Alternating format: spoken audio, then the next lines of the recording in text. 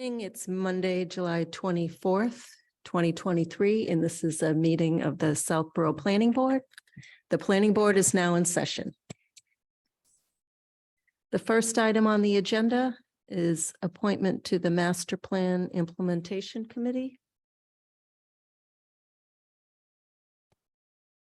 Yes, so at the June 27th Planning Board meeting, the Planning Board had appointed Catherine McKee. Unfortunately, she didn't get sworn in time, so she asked to be reappointed this evening. And if you need the letter to read, it's a 1-year term that will expire June 30th. So that was the original letter we wrote. So the motion is to appoint Catherine McKee to the Master Plan Implementation Committee. Second. I have a motion and a second. Any discussion? Seeing none, all in favor, Latrell, yes. Stein, yes. Houlihan, yes. Demiria, yes. Brascio, yes. The next item is the Deed Research Subcommittee, appoint Frederica Gillespie. I think a similar thing. She didn't get sworn in on time. Correct. Same thing happened, and it is the term of the member it's a 1-year term, expires June 30th, 2024. So the motion is to appoint Frederica Gillespie to the Deed Research Subcommittee. Second, I have a motion and a second. Any discussion? All in favor, Latrell, yes. Stein, yes. Houlihan, yes. Demiria, yes. Brascio, yes. Next item on the agenda is a discussion item, MBTA Communities Update on Actions. Want to thank Ms. Houlihan for working with Colleen to put together an education plan. Do you want to take us through your good work, Marnie? Sure. So prior to this evening, the discussion was around getting information out to the community about the MBTA Communities Act, which is the state law that is requiring communities along the MBTA commuter rail to dedicate 50 acres to by right housing, multi-use housing. So what is important is for us to get this to the town vote at town meeting next year. And we thought in order to do that, putting a strategy in place as to what is the plan so that we didn't kind of throw a bunch of tactics at this and just really had a plan moving forward. So on the next slide, Karina, is really just the timeline that we put together. And so there's kind of bolded things under each of the blue: plan, inform, develop, communicate. And so in the month of July, it's really about planning what it is that we would like to do for the overview of the MBTA plan. And really right now it's communications and messaging. It's being able to inform and educate the town about the MBTA Communities Act, the requirement as a community that we have an MBTA through, that we have to have 50 acres dedicated. And the town meeting is requested to vote positive at this, so we approve it. So we have 8 months to do that, or around 9 months to be able to do that. So what this timeline really fleshes out is the plan. So Colleen Stansfield and I will be working together to put together some of the communication and messaging, leveraging our consultant that we have through the grants to be able to do just that, inform the communities. And so we have basically put a plan together for each segment quarter, we're in Q3, then Q4 will be to kind of collaborate and develop the plan. So leveraging the planning board to refine the work that we'll be doing through workshops with the community in November and December, so that in January, we can go to public open meetings and have informed, byway communication with the town and the public to be able to address anything in the bylaw that people would like to know about.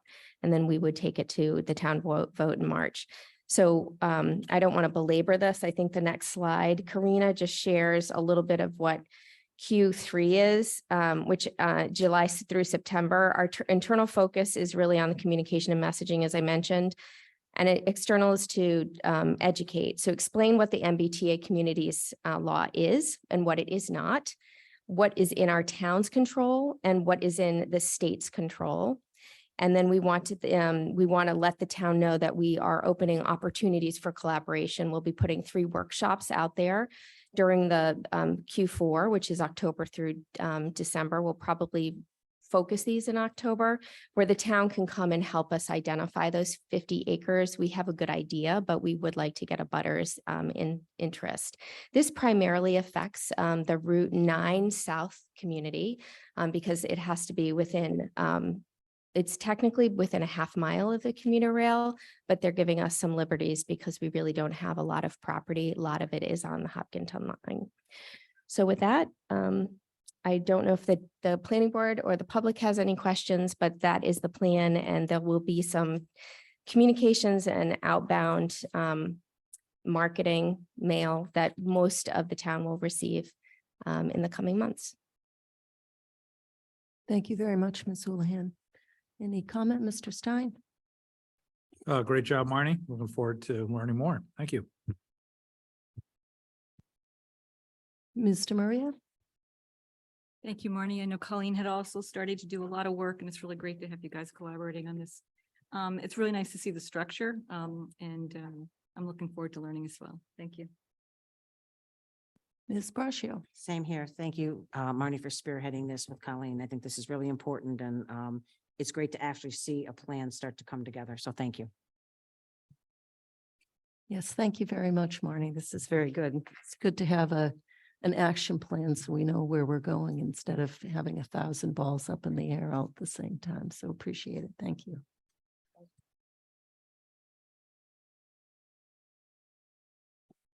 Does anyone in the audience have any comment on this? Anyone in Zoom land?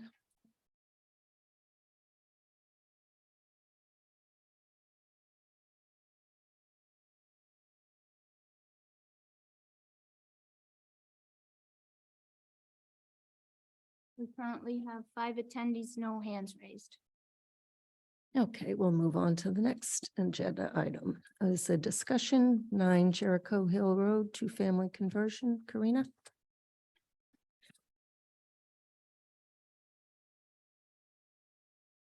So the planning department received notification from the zoning board of appeals business administrator that they had received an application for a special permit for a single family to 2-family conversion, which is a special permit that's required. And part of that is process is that the applicant comes before the planning board for a report to the ZBA during their public hearing timeframe. Here representing the property owner is Michael Bartolini with Bartolini Properties. Right? So they submitted an application, a copy of what they submit to the ZBA, and it included everything that's in that. It's very informative and all. And the plan was a little bit difficult to read, and it didn't show the garage on there. So initially we thought that it was the garage was the additional building that's proposed there. So Michael prepared a color rendering to better identify what's on the lot. And there is an existing house that has been there for more than 2 years. The lot is at least 15,000 square feet. However, there is a part 3 to the code 174-9 G, I think it is. Let me tell you. Yes. Yeah, G3. which I have to point out, it says that not more than the required minimum exterior alterations have been or will be made to the one-family house and to any accessory buildings, and the site plan of the lot and floor plans of the dwelling thereon must be filed with the building inspector prior to the application to the Board of Appeals. So that's why I was telling it's important that you have to file this with the building commissioner too, because the code says that, as opposed to just through the ZBA, so that he can opine if there's any other permits that you might need at the same time, or give you any guidance on what may or may not be allowed. And the key part here is that in part 3, minimum exterior alterations, there's a definition for that in the zoning code. And it says that alterations, minimum exterior, external alterations limited to those necessary to comply with applicable building, fire, or health codes, and not enlarging the usable area of a building or changing its character. So those are the facts. It does appear that you're adding or enlarging, or proposing an addition. So there's a little bit of a concern there. So I did speak with the building commissioner, and and with Lara Davis, who's the business administrator for the ZBA, to let her know this. And the building commissioner also had a consensus with me that this might be an issue, but that Michael could still proceed to the ZBA with his request, and depending on, what code allows, if the ZBA could allow it or not. But that doesn't preclude the fact that the planning board can opine, and we prepare a memo to recommend to the ZBA if you support this or not, based on the code. So at that, Michael, you can. Sure. If Mike you're ready. Bartolini, 9, is this on? Can you hear Michael? Yeah. Okay. Mike Bartolini, 9 McNeil Drive. Yeah, so as you can see, everything lines up. It's over 2 years in existence. It is on a lot that's more than 15,000 square feet. It meets all the criteria that it's supposed to meet. We do actually believe that we do meet the minimum exterior alterations. In that definition, it does state that external alterations are limited to those necessary to comply with applicable building, fire, or health codes. So with us tonight is the Johnson family. So David and his daughter Cheryl. And the Johnson family currently has an illness in the family, and the future use of this particular addition would be for the access of a wheelchair. So the current house can't meet standards to use a wheelchair, get around, move around, and have handicap access. So to fulfill these standards, the expansion is necessary. And also with that comes the necessity to change and comply with the health codes. So the single family house is going to move from a 3-bedroom house to a 2-bedroom, and to comply with the health code of maintaining a 3-bedroom septic system. So we're only expanding what is necessary to expand based upon the needs of the applicant, which by that definition is allowed. Would also like to point out that we have done this in the past, and the town has done this in the past numerous times. I believe this would be the 6th time that my family has been in front of you guys for this. And it's always been met favorably, so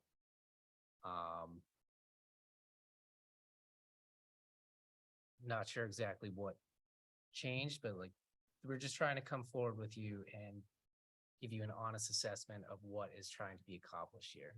But we do feel we meet that criteria.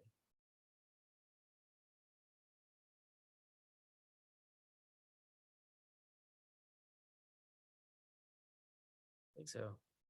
And I didn't know Colleen was sick, so I sent her pictures this morning. I just emailed them to you if you want pictures of the house. I don't know if that's necessary or not. The exterior of the house is basically gonna maintain the same character of what's currently there.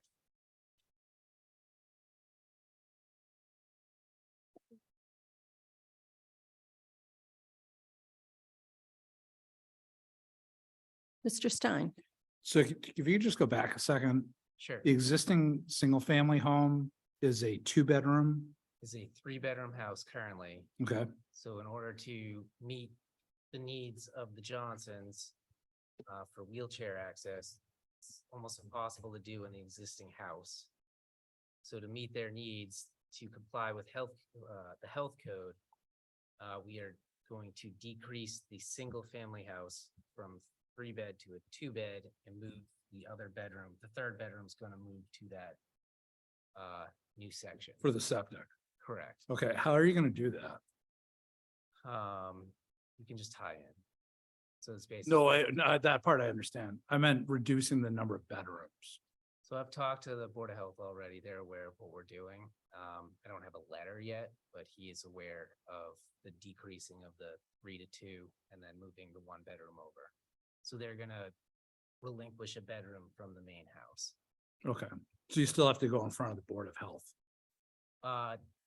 No, I think all he has to do is write me a letter, which Okay. hasn't been done yet, but I have a verbal okay.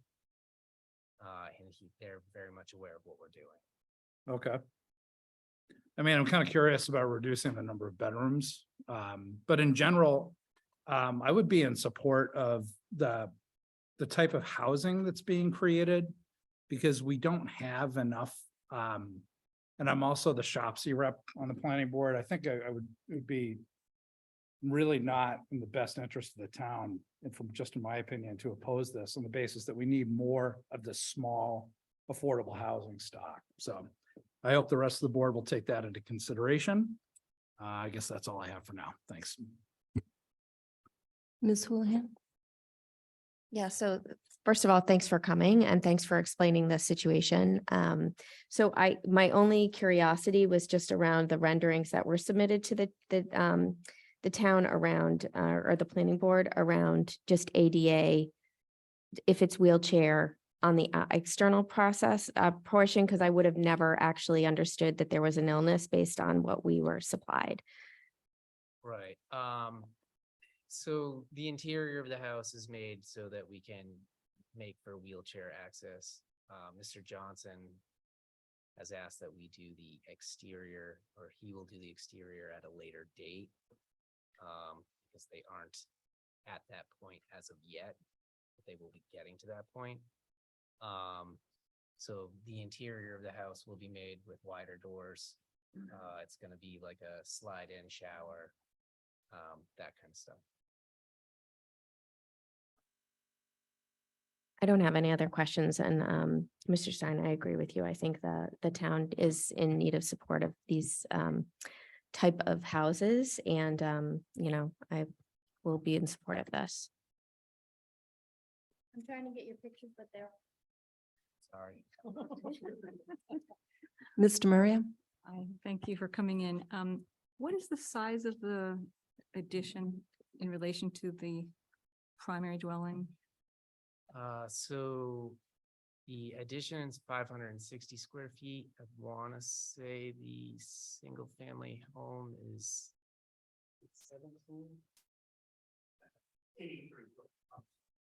I think it's around 1,700 square feet, I think.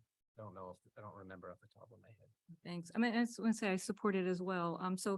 It might be interesting for the public to know that the select board are interested in a accessory dwelling unit by right bylaw that's kind of spearheaded by the chairman, Andrew Dennington. On the zoning board, Doris Cahill is providing some information, and from the planning board, I'm providing some information to hopefully end up in a warrant article next spring. And the idea of it is that it would be with some parameters, it would be a by right. So you wouldn't have to kind of go through all these boards just to make these accommodations. I think what you're doing is very, very nice. I also support that we need more housing like this. So thank you for coming in. I support it. Ms. Brascio. Thank you. Thank you for coming in and I as well agree that this presents an opportunity for the future for the town as well. And there's certainly a compelling need to get this done. And I would be very, very supportive of it and anything we could do to help that along. Thank you.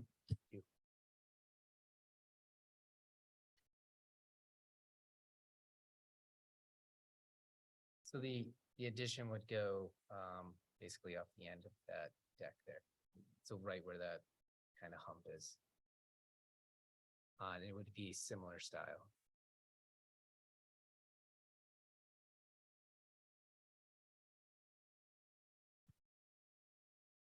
So let me ask, while she's getting those pictures up. So the interior of the addition is all ADA accessible? So what we have is we've made it wide enough so that essentially everything on the interior, the doors, door jambs, everything's gonna be wide enough to accommodate wheelchairs.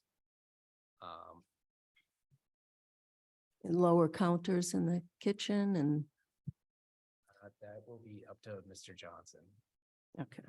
And you're saying that ADA accessibility is a health code? No, what I'm saying is the requirement of the Johnsons requires us to comply with the current health code bylaw. So we have to essentially the standards that he needs to meet on the interior of the house can't be met in the single family home. So we needed to make the expansion. To make that expansion, we had to comply with the necessary health codes per the definition of the exterior alterations. So we had to comply with the septic health code to make that happen. Oh, okay. All right. So I think the intention, right or wrong, but it's our bylaw and it's what the legislative body voted, is that the single family home doesn't change any, and it specifically calls out not enlarging the area. So I'm trying to get past that because I think this is a great project. I just think it's in the wrong order. I think that if you build the addition, then it's part of the single family home and it's not being enlarged when you come for the special permit. Right, so I mean, the way I've always seen it done and the way I feel like the board has done it in the past, the bylaw is always intended to be more to keep within the characteristics of the neighborhood, the character of the single family home. Again, this body has given a positive review of these multiple times in the past. I know we've done expansions multiple times and this board has given us a favorable review. Also, the bylaw is kind of muddled, so I agree with you, but like if you look in accessory apartments, so if you look under the definition of accessory, it literally says a subsidiary dwelling unit created within or as an extension to a single family dwelling. So it says one thing in one hand and the other in somewhere else. So it's been our experience and why we went through this process was that this board in the past has always viewed that bylaw this way, and that's why we went this direction. So we feel we have a valid reason as to why we need that third portion of the bylaw. But also there has been precedent set by both planning and ZBA that these have been allowed in the past. Okay, I only remember one when I was on the board, and that was on Breakneck Hill, Turnpike Good. Road. 2 for us on Flag, And those were additions? yes. And then we have 4 on Flag that were additions. Breakneck's the only one that was actually held within the building. And I know of some on Lattisquama. I know of some on School Street. it's been done quite a few times. This is not something that we're bringing up for the first time. Yeah, I think it's a great project, and as, you know, I agree with the rest of the board, it's a badly needed housing type in town. But that would be my only caution. So we just report to the ZBA. So you would take a vote to support or not support, and then any conditions or oh, sorry. You'd need to vote to support or not support, or to provide the report. And then if you had any comments or conditions that we can add to the letter. So it's this one-page memo. We did a draft on the Dropbox, basically describes the project.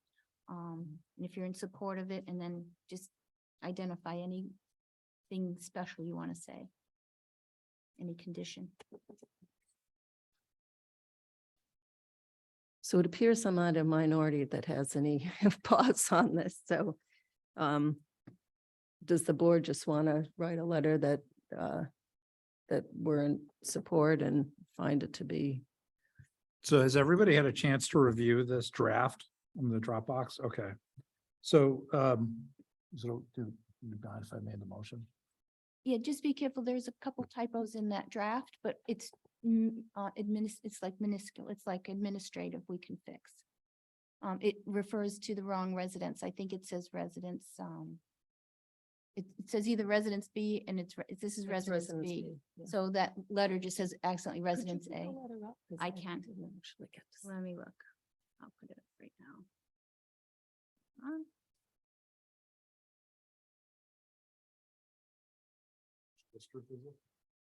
Resby. Residence B. That's correct, isn't it, Resby? It was A, but you may be correct.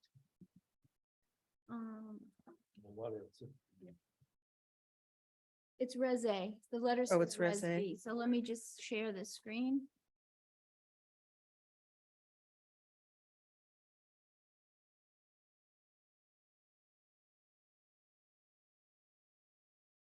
So this is our standard letter customized for this particular location at 9 Jericho Hill Road.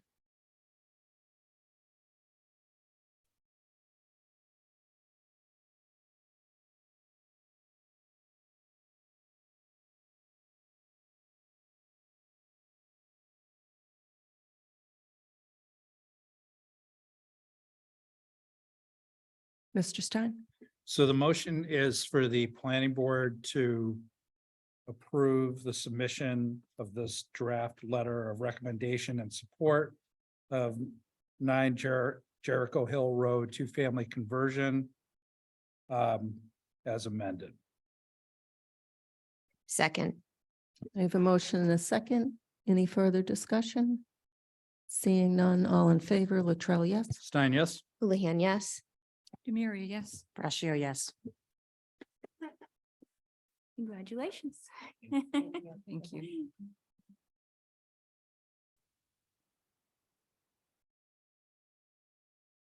Next item on the agenda is a discussion item, Public Works Planning Board. And the reason this is on the agenda is that Select Board Member Al Hamilton was charged to write a warrant article for annual town meeting to abolish the Public Works Planning Board. So as appointing authorities, I wanted to see what the board thought of that, if they thought that the board should comment or if had any opinion on that. And I also invited the town moderator, Mr. Semino, to join our discussion because he is also an appointing authority of the Public Works Planning Board.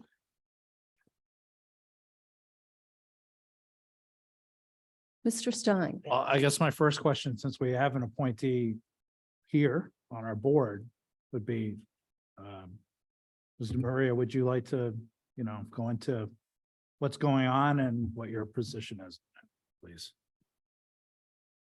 Yeah, I'll just briefly mention, because I'd like to, hear from this board, and Mr. Semino also.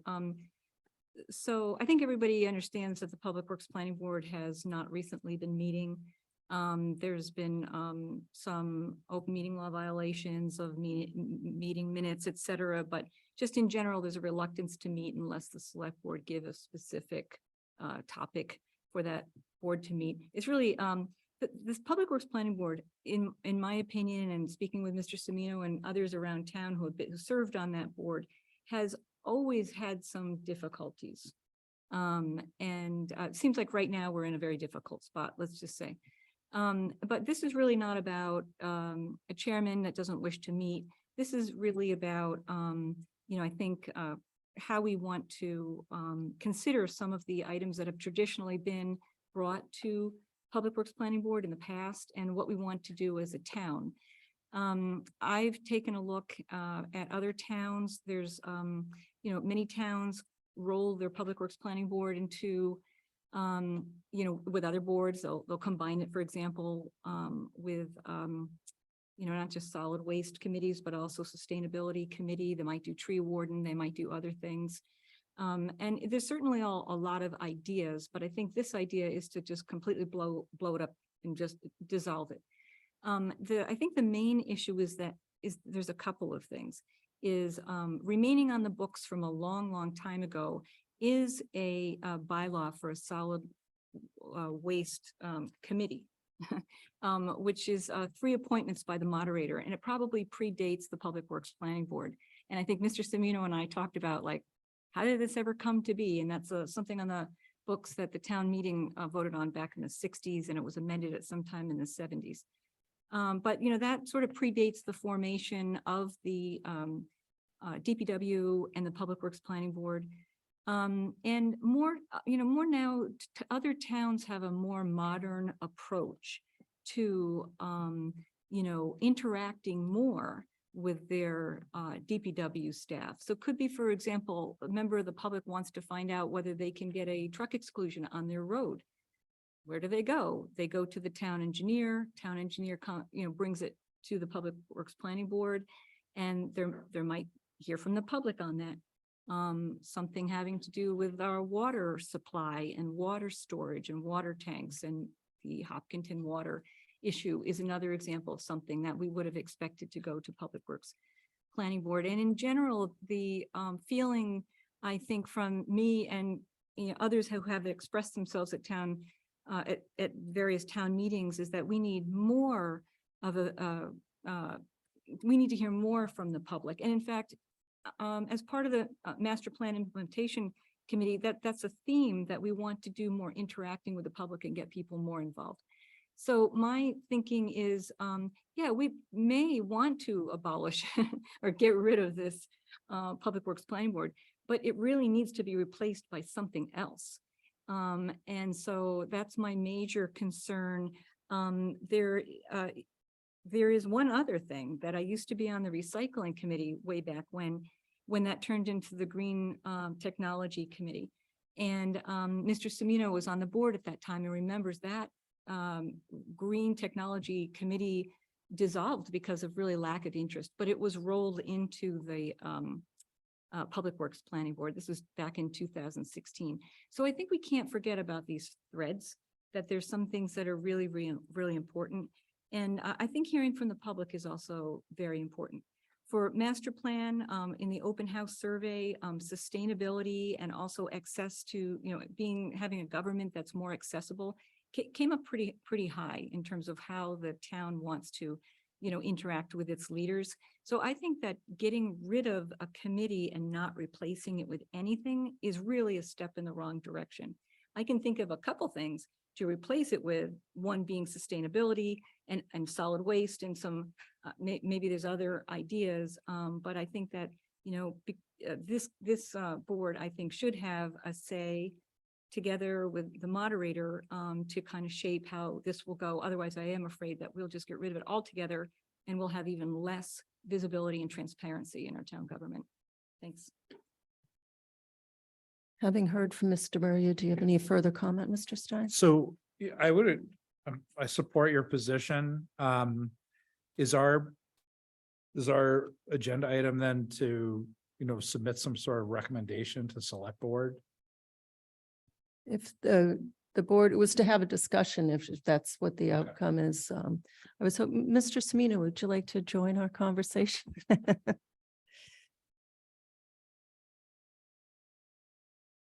Right, because the first thing that popped into my mind is there a working group actually with Mr. Hamilton on it? Or is this just a concept that may happen?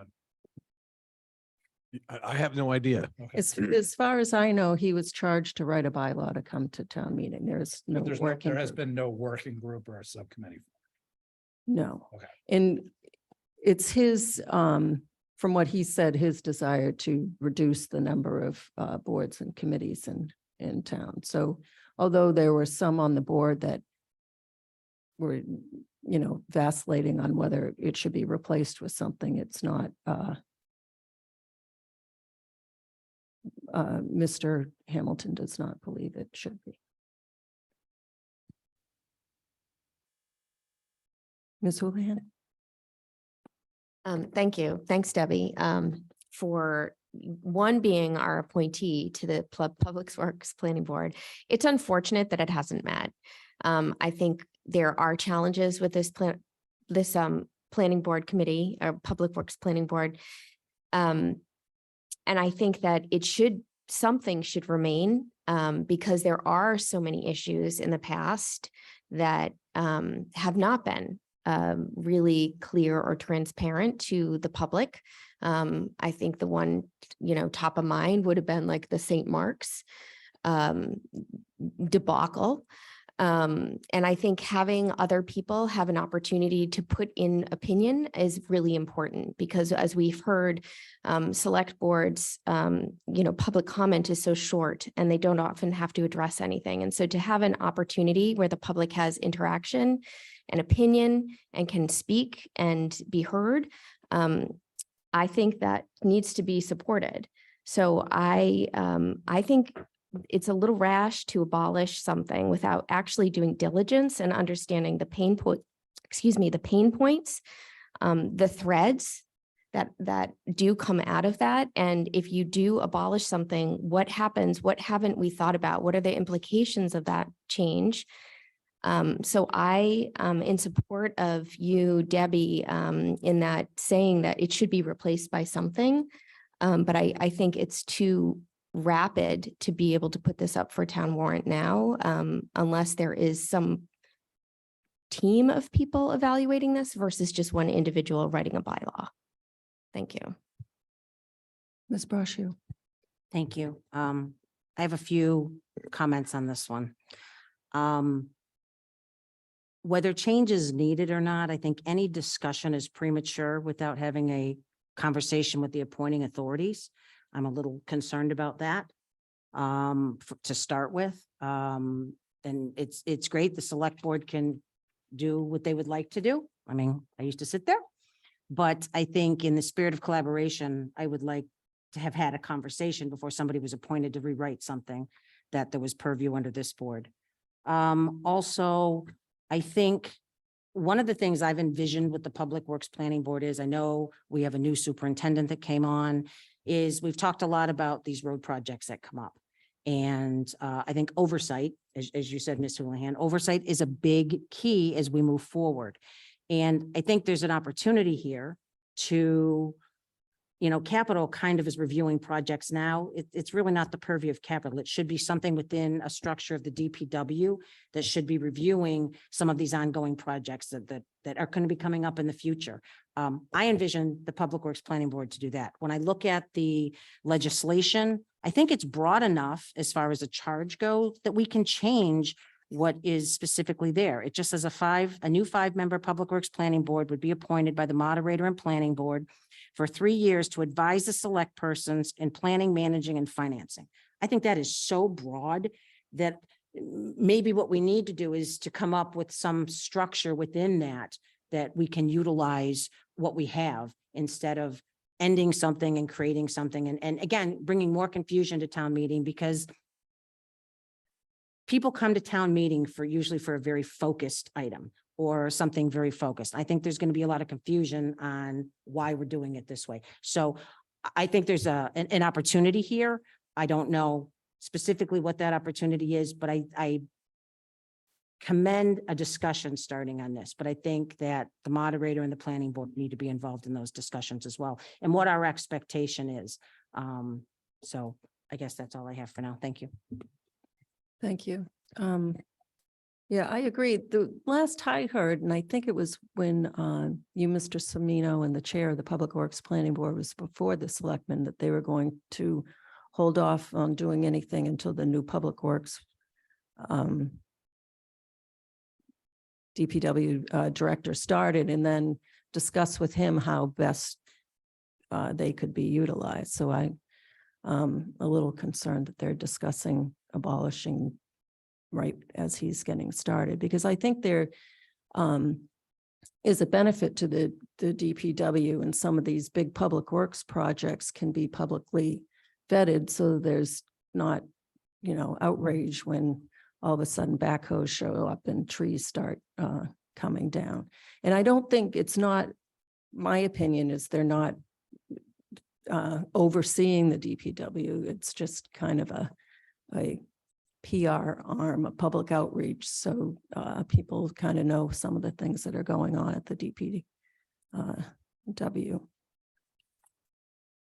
Mr. Semino. So did you, I don't know if I understood you at the beginning, Madam Chair. Did Mr. Hamilton reach out to you, say, hey, I'm working on this and want to let you know, or? No, I was at a select board meeting. Okay, okay. So I think historically, there's been a lot of confusion about the purpose and execution by the PWPB, the Public Works Planning Board. I do agree with Ms. Brascio that the charge is very broad. One thing that's very clear in the charge, though, is that board exists to assist and advise the select board. So when people started to raise questions about how it was going about its business, my refrain all along was, what does the select board think about this? It sounds like at the end of the day, what they think about it is they don't want it anymore. They don't need it, or they think it's run its course. Obviously, there's some disagreement with that among all of you. I don't have and not knowing how what the agenda item was going to entail tonight, I don't have an opinion to share on that specifically.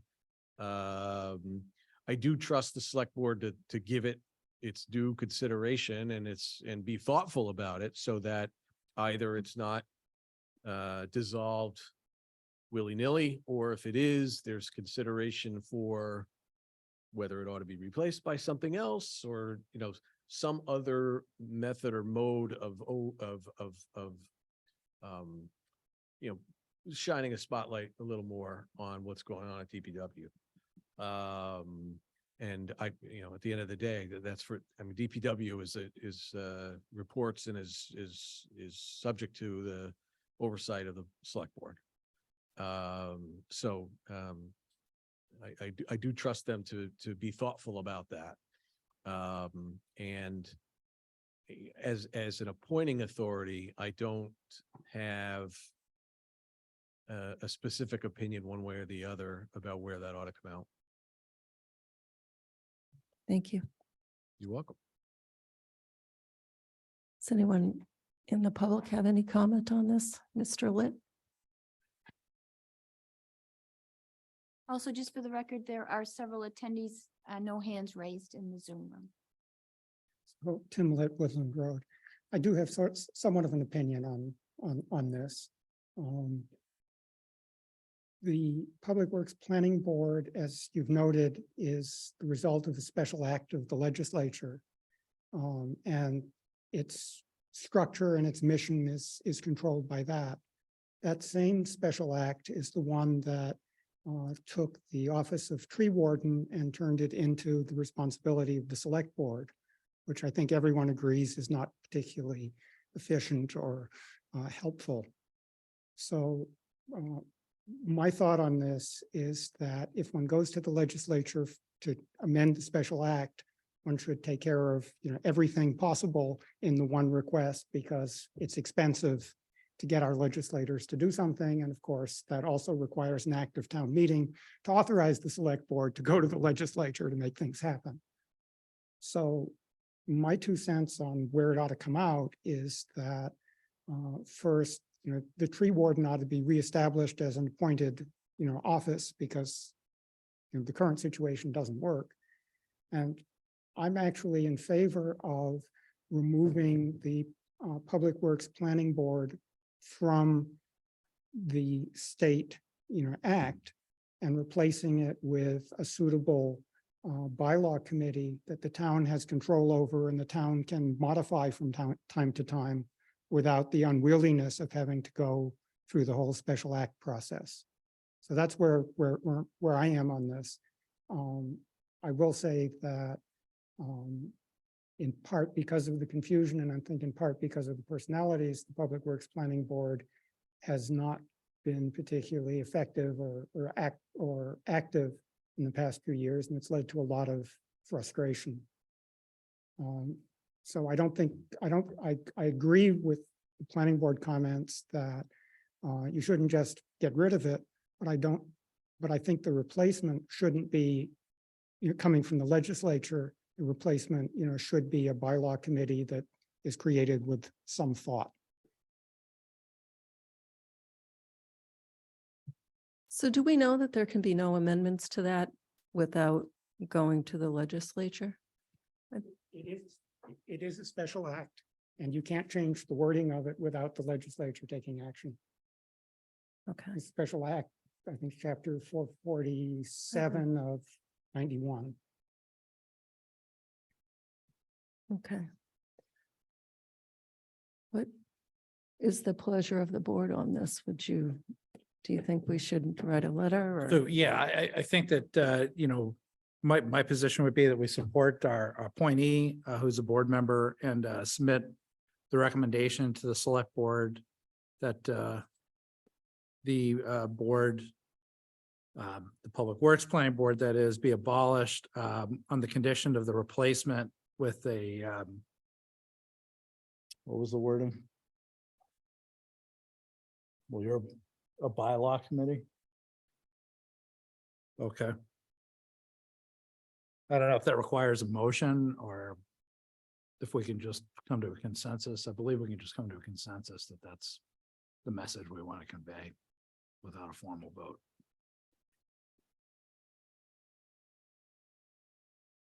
Would we be asking the select board to form a committee, which I think is what Mr. Hamilton did not want, to discuss what replacement might look like, or this business about the tree warden, where that might end up? I think that our other option is to take no action.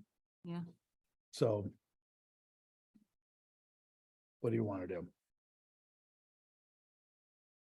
Well, Mr. Stein, do you mean this board to take no action? Correct. tonight, Or That's what I mean. planning, this, the select board? Okay, okay. oh, no, I think, yeah, thank you for that clarification, Mr. Semino. I think, yes, we should take some action. I think together with the moderator, I think we're vested in this.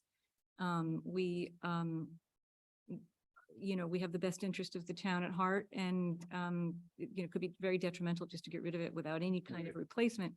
I do think, though, I mean, I do think there should be more than a letter. I think there should be a focused group, or whatever you want to call it, because there are some of these strings that I think have to be taken into consideration. The problem is we don't have the authority to form that group. Right. So what the purpose, as I see it, of this agenda item is to submit a recommendation to select board. We could offer to work with the select board And yeah, to, we should put that. Yeah, I would be 100% behind that. I think that this needs to be a collaborative effort. As we move forward with this and move forward to town meeting, I think town meeting will give great deference to that.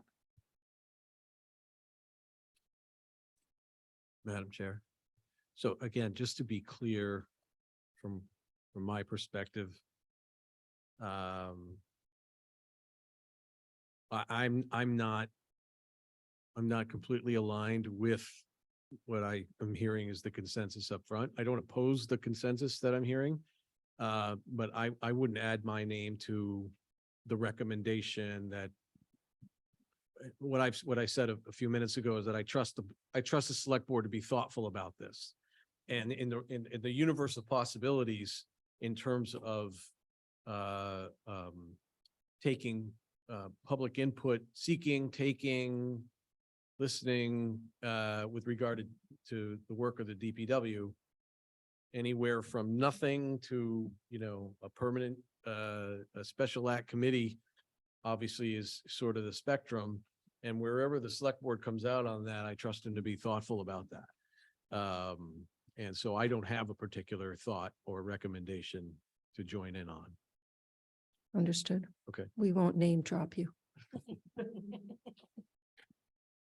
Now, if there is, by the way, if the select board takes you up on working with them and they want me to be involved in that, I'm happy to be involved in it. I'm not opposed to any of this. I don't have an affirmative direction that I assume ought to be taken. Okay.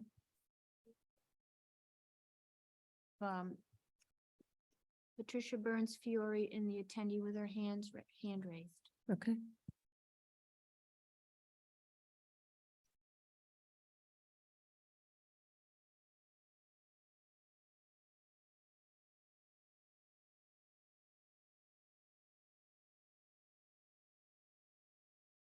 Patricia, can you hear me?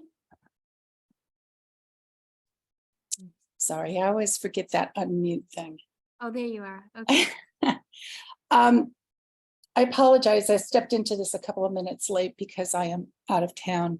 But, Could you just introduce yourself? oh, I'm sorry. Patricia Burns Fiore, 10 Winter Street.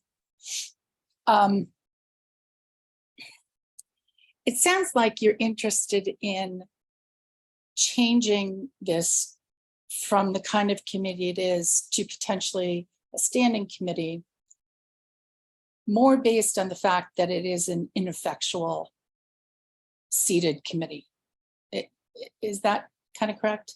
I mean, if that committee was seated with people that didn't obstruct what they're supposed to be doing and didn't, go against state law for open meeting charges, perhaps we would be seeing a viable committee that could do something, and then y'all would probably be okay with it, right? So I question the concept of changing it. If it's going to solve the problem and be able to reallocate how people are seated on this committee and unseated from this committee in order to make it effectual, then maybe that is the way to go, is to make it a standing committee. Well, it would be under the control of the town and not the state, so we could write a more effective charge, number one, which is So you- pretty broad now. So you could zero in on what the charge is that you want him to do. But the way I understand this, in having looked at this particular committee for a number of months, is that they need, it's kind of there sitting, waiting for direction from the select board, because they are seated at the pleasure of the select board. And I know Mr. Semino said that, he kind of, and in my conversation directly with him, he said that he was not aware of, at the time, that the select board was unhappy with that committee. The select board then called him and the committee chair into a select board meeting and specifically said, you need to meet, you need to call a meeting, you need to follow the rules of open meeting law. And the chair of that committee chose not to. So I understand if I am all on board. If you think that this is going to create a more effective committee by narrowing that objective of what that committee should do, and the way to do that is to have it as a standing committee under the direction of the select board, I'm all for it. I think that there is a viable reason for having that kind of a committee, because the DPW is such a large use of our taxpayer funds. It controls a huge portion of the budget. It controls a huge portion of the work that is done in this town. And there is a lot of input that should go into that. And I can see this as being a very viable, vital committee. I personally think that some of the members of that are not the appropriate people. So however, the best way is to resolve that. I'm all behind it, but I would hate to see that committee go away so that there is not that additional avenue of input for the kinds of things that the DPW does, the money that they control and the projects that they oversee in the town. Thank you. I think we're in Thank you. agreement. We're just writing a letter. Madam Chair. Yeah, I get it. Thank you. Look, I'm not here to get into the history. There's a lot of people behind me that are here for other things, but I came to the select board with Mr. Boland at my initiative after hearing from Ms. DeMaria and Ms. Houlihan and their concerns about this. I did speak with Ms. Burns Fiore directly. I brought Mr. Boland to the select board to hear their what they had to say about their satisfaction or not with the Public Works Planning Board. The outcome of that over a period of, months at this point is they want to dissolve it. Okay, so that process has taken place. The select board hasn't chosen to name or identify individual members, et cetera. Ms. Burns Fiore is correct that that the Public Works Planning Board has been found in violation of the open meeting law, et cetera, failing to publish minutes timely, et cetera. They haven't met. Select board asked them to meet, et cetera. The bottom line being the select board is the final arbiter of whether or not the Public Works Planning Board is doing their job. And we are here because they have decided that in that role, they would like to see it dissolved. That may or may not be the best outcome, but that is the correct history. So I apologize to everybody in the room, but I felt I needed Thank to you. take a couple minutes to. Yep, thank verify you.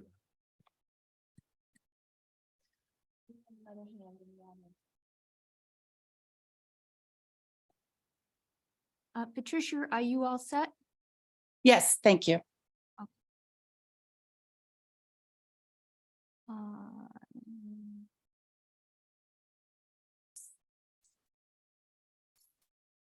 I'm going to elevate Jesse Wall.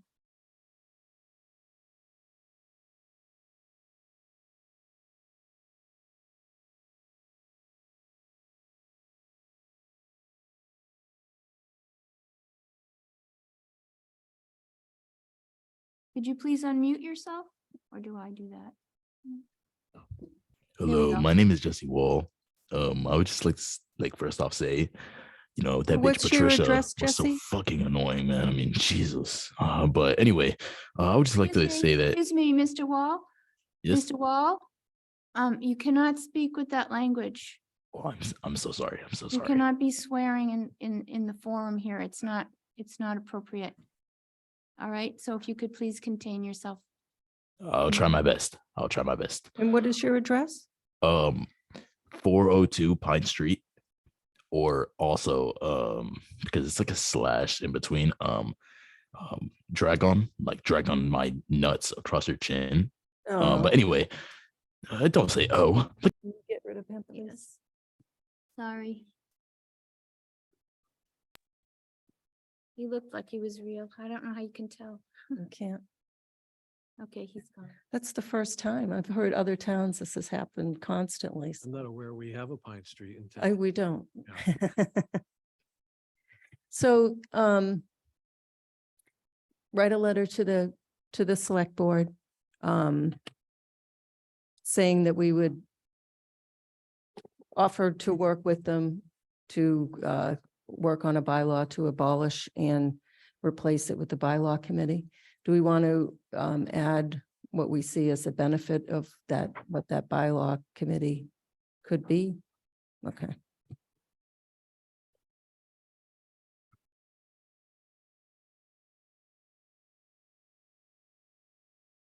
Do you mind, Madam Chair, if I worked with you on the letter? Sure.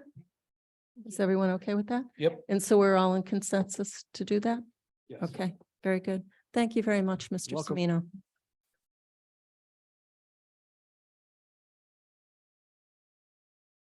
We don't have any other hands raised at this moment. Sorry.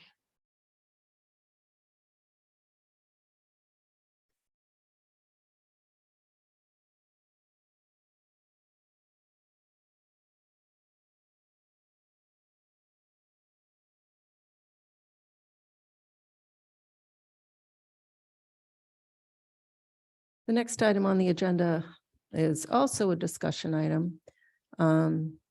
St. Mark's stone wall and tree mitigation. A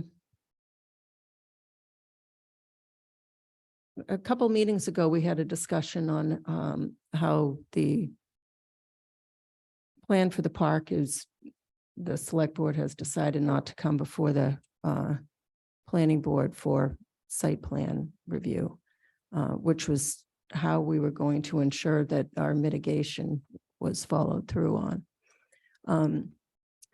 At that meeting, though, town council gave assurance that the select board would bring the park plan to the planning board informally for our opinion, but I haven't heard anything on that, and I haven't heard the select board discuss that. So my question to the board is, should I reach out to the select board chair and see when that is going to happen, or should we write another letter as a board, or let it go? My concern is that the mitigation hasn't been met, neither the trees nor the stone wall on the park plan. I'm not sure if it's worthwhile for us to pursue that. I mean, we really aired this out with Mr. Dennington in attendance. It's very clear that they're not gonna, fulfill the agreement that was made. So I'm not sure how it makes sense to belabor that point. That's my position on it. Ms. Willian? Yeah, I mean, I take a slightly different slant. Town meeting, for those people who attended, they were presented a plan that the select board would come to planning board with the plan. So the town was told this. Select board has decided that they don't need the planning board's input with town council advice, so they don't have to come here. So we are of the opinion that they should. They damaged many trees and took down a scenic stone wall in the St. Mark's Triangle.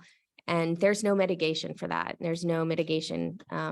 There's now a promise, an empty promise to the town. So I personally feel that we push the envelope yet again. Whether or not there's any feedback from the select board, I think it should be known that the planning board is here for the town.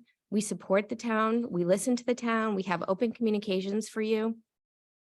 That's why we're here. And we are here to be aligned cross-functionally. We're here to collaborate. I can't think that's true of my select board. And I hope that some of the people hearing me today feel a little bit outraged, because you should be. So I am outraged. I think we push the envelope, and whether or not we get any response, we just sit and wait.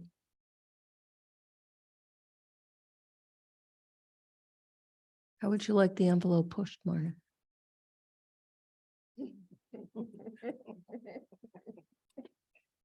Perhaps you should come back. Sorry, to that me was and a let me loaded take a deep breath question. before I answer that. Mr. Maria? I actually think these are two issues, and maybe I'm getting them conflated. So one of them is, as town planners, I think that we should be involved in planning this park. So if there's a letter to be written, I'd like to go on files saying, yeah, we disagree with town council. Remember, council is advising, and I know he's advising select board, but he should be advising this board as well. But we can take that under advisement, and I completely disagree. We should have gotten a copy of the park plans for site plan approval. And I feel strongly we should put something in writing to that effect. And remember, we don't always take council advice. I guess select board does, but, okay. And then the second issue has to do with the trees and stone walls, which I feel like that's a completely separate matter and it falls into our purview. And I just wanted to let everybody know that in the Dropbox, I put a sort of a mock-up of the plan that Mr. Dennington, we left in a sour place. This is sort of the problem. It's sort of a question and answer, and we didn't get the answer really. At the last meeting with Mr. Dennington, he was suggesting that there were already stone walls and I don't know, stone walls to be replaced on the park plan that were part of, I think, a 2021 plan, but that actually predates the planning board's letter to them about removing the stone wall and even the consolidated hearings that we've had on the stone wall where the select board indicated that we would replace that stone wall. So he seemed to indicate that they already got it taken care of in that older plan. So I dug out that older plan. I think it's 2021, I believe, is the plan. And I believe what he's referring to is taking a non-scenic stone wall and moving it to St. Mark Street. Okay, and then taking which is a scenic road, and then taking the scenic stone wall and moving it to a non-scenic road. And that's totally unacceptable. We're trying to keep our stone walls on our scenic roads. So I think that the notion that we're just going to revert back to this old plan and say, oh yeah, we promised you, foot for foot replacement and more, but we're not going to do that. We're going to revert back to some 2021 plan is totally not acceptable. So I think as the planning board, we really need to send a letter separately from the other matter to say that wasn't the agreement. The agreement is that that wall is going to be replaced. I have to go back to the recording to listen. I don't know whether it was 100 feet, linear feet, 300 linear feet. I don't know what the heck it was, but whatever, 100. And that was in addition to whatever plan that they had that was put out to bid previously, which is, I think, what Mr. Dennington was talking about. So I think that we should hold them to it and let them know that there was some conflating going on. And that is not what we're talking about. We're talking about the promise that we were made is after the replacement. These older 2021 plans talk about replacement already. So that's fine, great, but that isn't the plan that we were talking to them about. It's above and beyond, and we expect above and beyond. Ms. Brascio.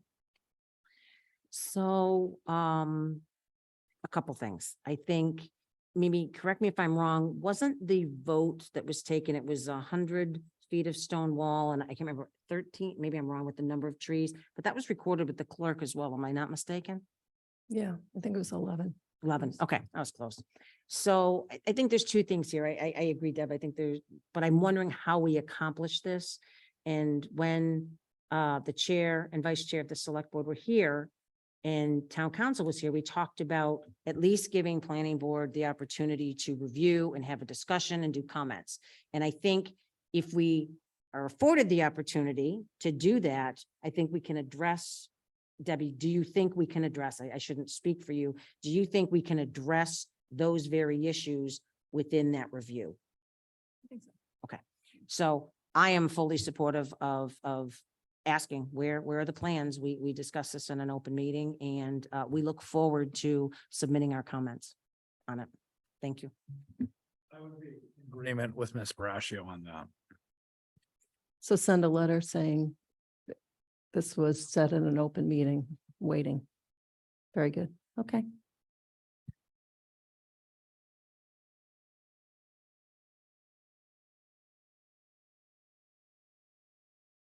There's a lot of letter writing this evening. I'm happy to help in the way that I push that envelope. I'm happy to write Sure. that letter. Okay, it's yours.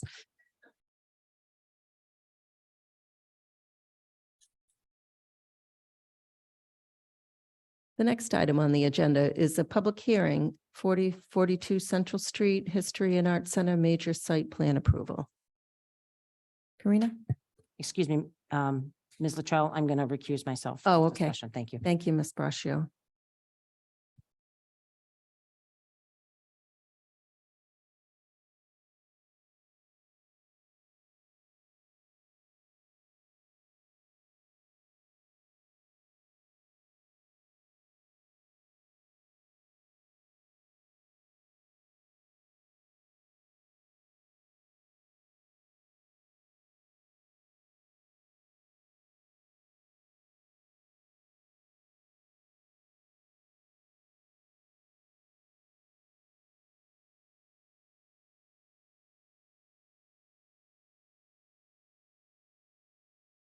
So in the attendees room, I'm looking for Mr. Wyshan. So Mr. Wyshan, I'm going to elevate him to panelist.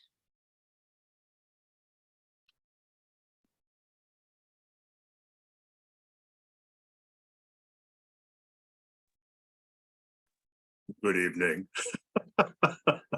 Good evening. Hi, Michael. And Mr. Russell, Attorney Russell, I'll be elevating you as well.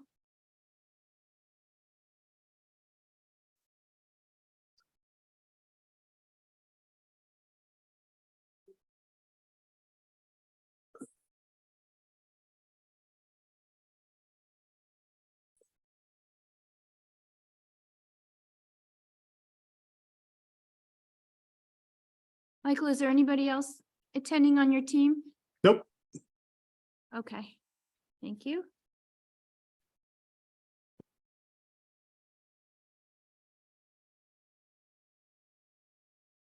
Oops. What? Oh.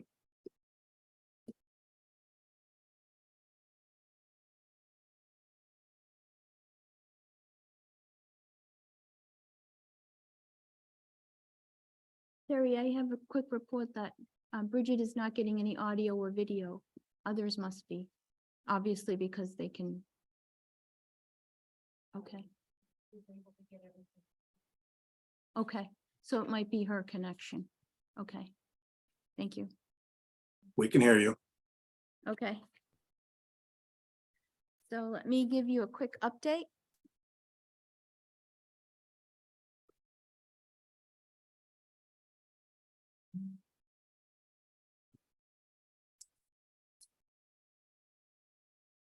Make sure everything's working.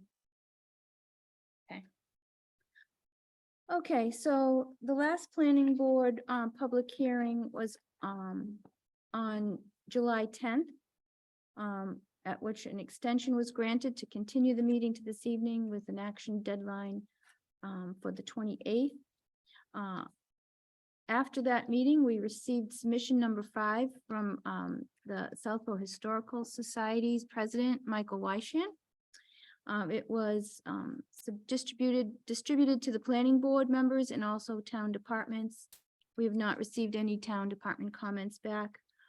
We did also receive, in addition to the plans, was a stormwater operation and maintenance plan that describes during construction and post-construction best management practices of maintaining and protecting the system.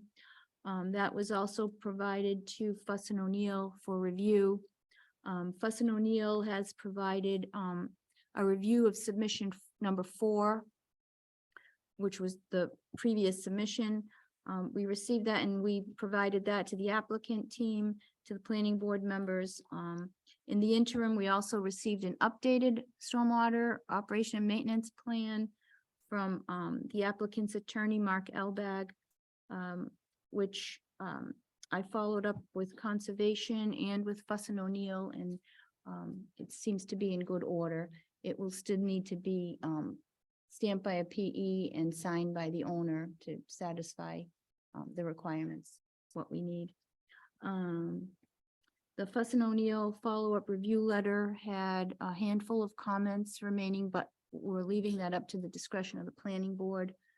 There were items that we had discussed at previous meetings pertaining to landscaping parking, events to be held, related to parking,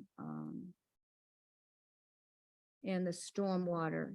So, Fuss and O'Neill did indicate that the revised parking to a gravel parking lot versus paving would be, reduced impervious, and felt that at this point it was up to the discretion of the planning board if they still wanted to require stormwater calcs. But it appeared that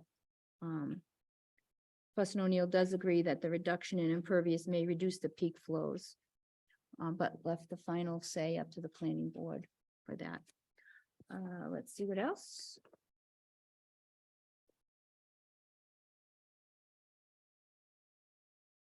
All right, and also, I provided a draft decision to the applicant team, to the planning board for review. Attorney, is it Russell or Russell?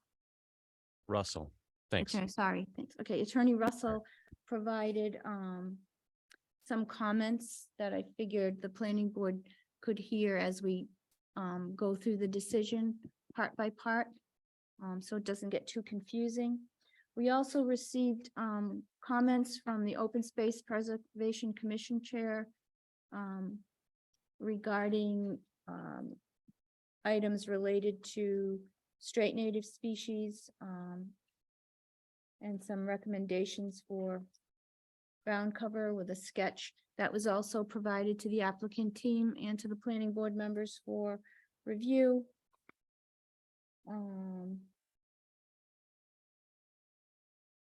And I think I also received a comment from conservation agent as to the conditions requiring a SWIP stormwater pollution prevention plan, an updated one, and a O&M plan, which we just discussed, that part has been provided but needs to be finalized, to be included, including both during and post-construction requirements. Conservation also had a comment of making sure that snow storage, stockpiling of snow would not be in the stormwater features. So that was addressed in the O&M, but I also think when we get to that condition, that statement should be added to one of the conditions, that snow removal there's no snow storage on stormwater features. So that brings us to the draft decision, which I have up on the screen here. So we could go through that and take the comments piece by piece if that's what you prefer. Okay. So the first comment is on number 2.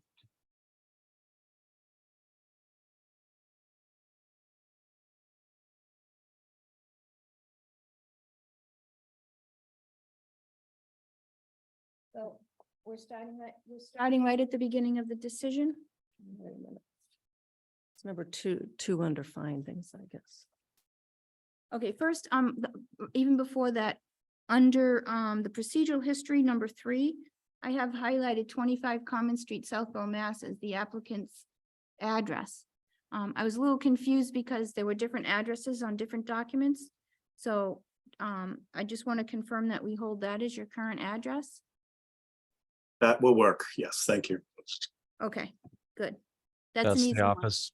That's the office of the principal address, principal office on file with the Secretary of the Commonwealth's office. So I would use that one. Okay. First, before we get started, Mr. Russell and Mr. Wychen, can you please introduce yourself so people know who's talking? Hi, I'm Michael Weisson, President and CEO of the Southborough Historical Society. I'm Eric Russell, an attorney at Croquetas and Bluestein. I'm here representing the Southborough Historical Society. Thank you.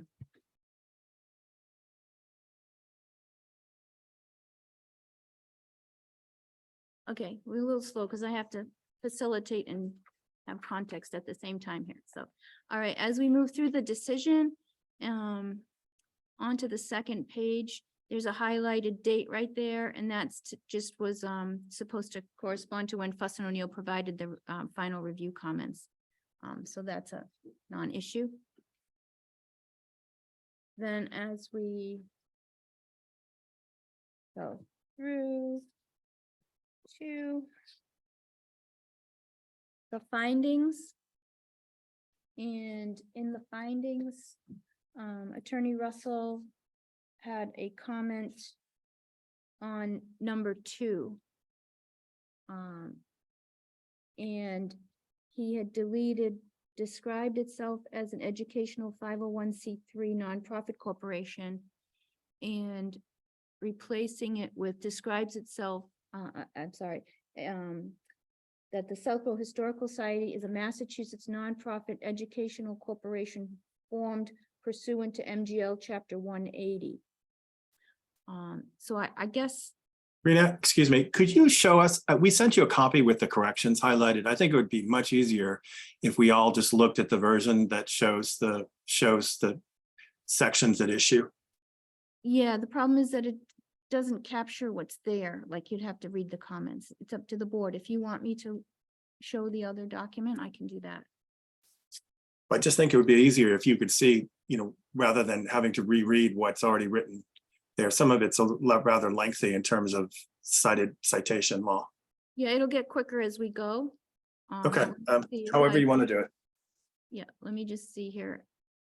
I'm not sure I know how to split the screen with 2, but we can toggle in between. So Track changes don't show. Oh, it's difficult to see the original text versus, if Eric, maybe when we get to his comments, he says why he wants to change it. And then we can kind of look back at his, let me just look here for a second.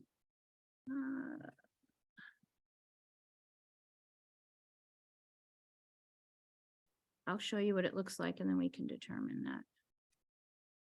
Sorry, I'm a little slow here. Okay, so the document you're seeing on the screen now is. Okay. Oh, that's pretty clear. Okay, sorry. A little rusty. All right, so we're talking about finding number 2, where it says the Southborough Historical Society. And the planning board has the original hard copy for them to look at the same time if there's any confusion. So Attorney Russell, I just was curious why you wanted that to change. Like, how does it change the meaning? This is kind of low hanging fruit. I think it's fairly kind of a technical update. The way it's drafted, well, first off, it says the historian describes itself rather than finding that it is a nonprofit corporation, but it also refers to section 501c3, which is a provision of the Internal Revenue Code dealing with tax status. Under the Dover Amendment, what we're looking at is whether it's a Massachusetts nonprofit corporation, which is shown by looking at its articles of organization on file with the Secretary of the Commonwealth's office, and whether it's formed under Chapter 180. So this just updates that.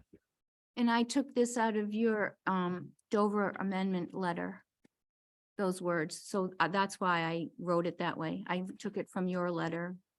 Okay. As Mm. what you had represented. I could I'm- write both there. It's not a big deal. And then Yeah, I believe what I said in the letter was it's a Massachusetts nonprofit educational corporation and recognized as exempt under section 501c3 of the code. That's informational. It's not key to the decision or the Dover Amendment status. If you want to insert that, it's absolutely fine. But I do think the reference to Chapter 180 is important. So would the planning board be all right with me having what I wrote plus his reference to MGL 180? Oh, yeah. Okay.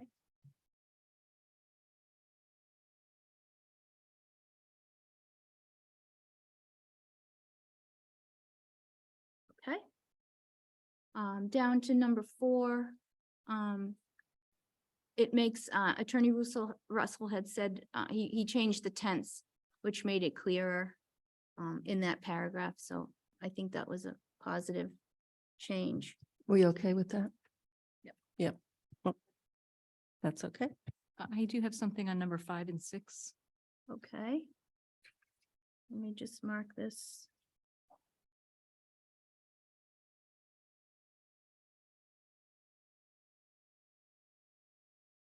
Okay. Number 5. On 5, I think the Conservation Commission issued an administrative amendment to approval. I'm not sure about that. I don't know if it was administrative approval. I don't know if that's the same thing as an administrative amendment to an approval. It's just to check. I'm not sure. Yeah, I think I have that.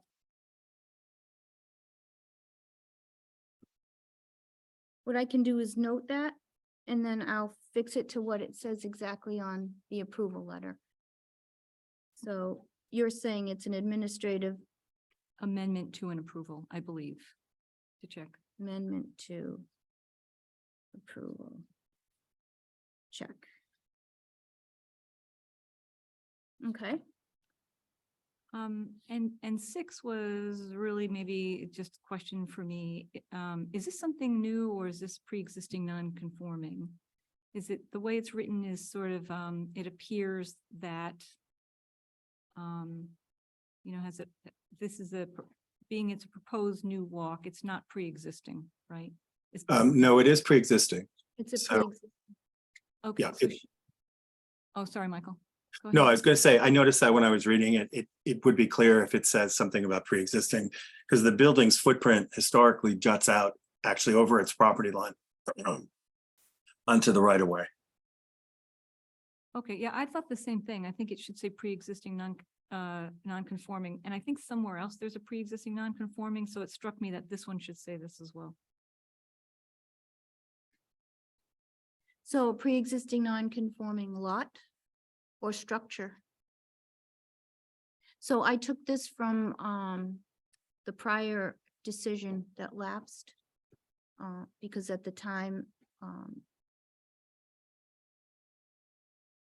it wasn't really pronounced, it was accepted. So I can add that language, pre-existing non-conforming or yeah, lot and structure. Yeah. Do you have any opposition to that we say lot and structure?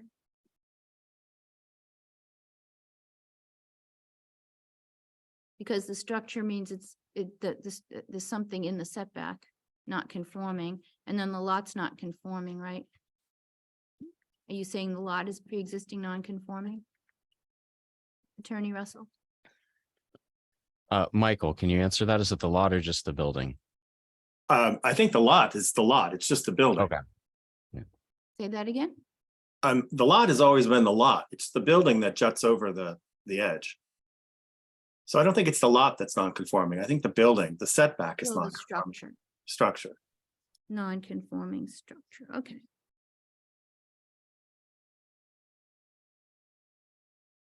Everyone's in agreement with that? Okay. Anything on number 7? Those are all standard cookie cutter. 7, 8, 9 just reiterates the criteria for site plan. Which takes us down to the waivers. And this waiver request is regarding the proposed gravel surfaced lot as opposed to a paved lot in accordance with 172-12B. So I don't think the applicant had any comment on that, so we're good with that. So are you, Karina, comfortable with the drainage, erosion, siltation, dust and appearance are satisfactorily controlled? Well, one of the conditions that is coming is that they'll be required to provide a maintenance plan for the gravel parking lot Okay. at some point. So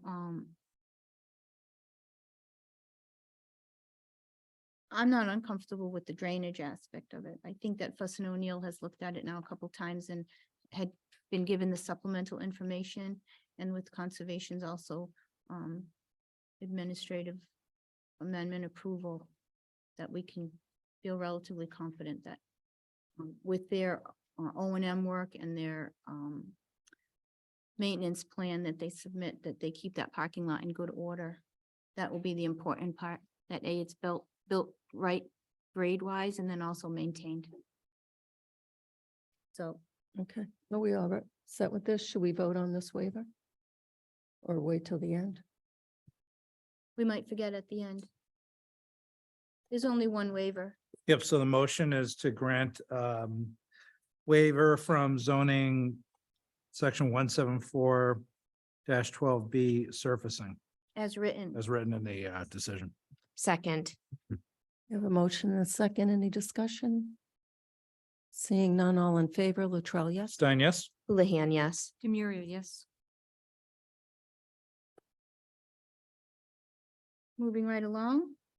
The next highlight is just reflected of, if the meeting closes tonight, if the public hearing and the vote. And that takes us to the conditions. One of the things I just want to let you know, Michael, is that, the plans that Mark provided in submission number 5, only the cover page has a revision date. So we'll need to get if the plans are approved, we'll need to get 2 sets of those plans that have the revision date on all pages, somewhere in the title block, not just on the cover sheet. That way there'll be no confusion for mixed up plans, because we've had a couple of revisions. Just as a note. I hear you. Thank you. You're welcome. So these are the conditions.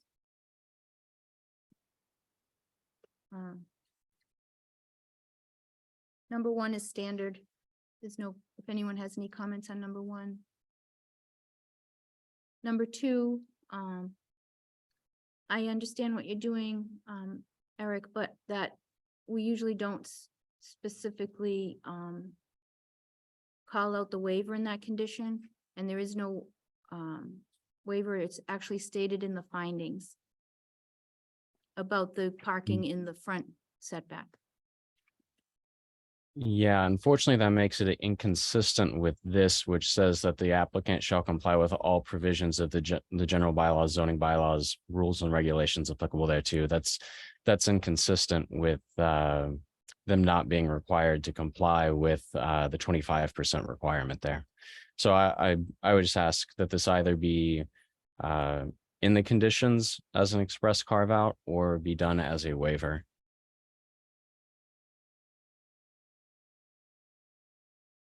So I don't think we can waive this.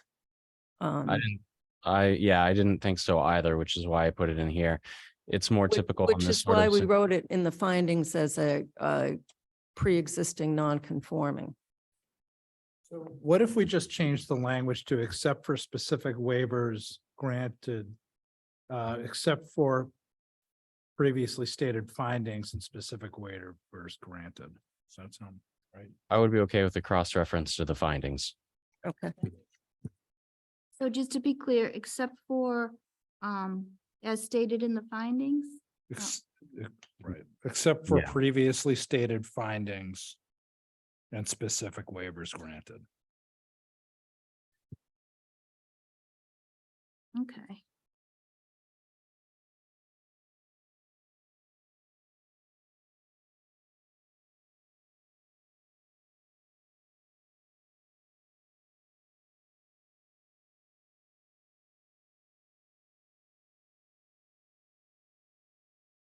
You good with that, Eric?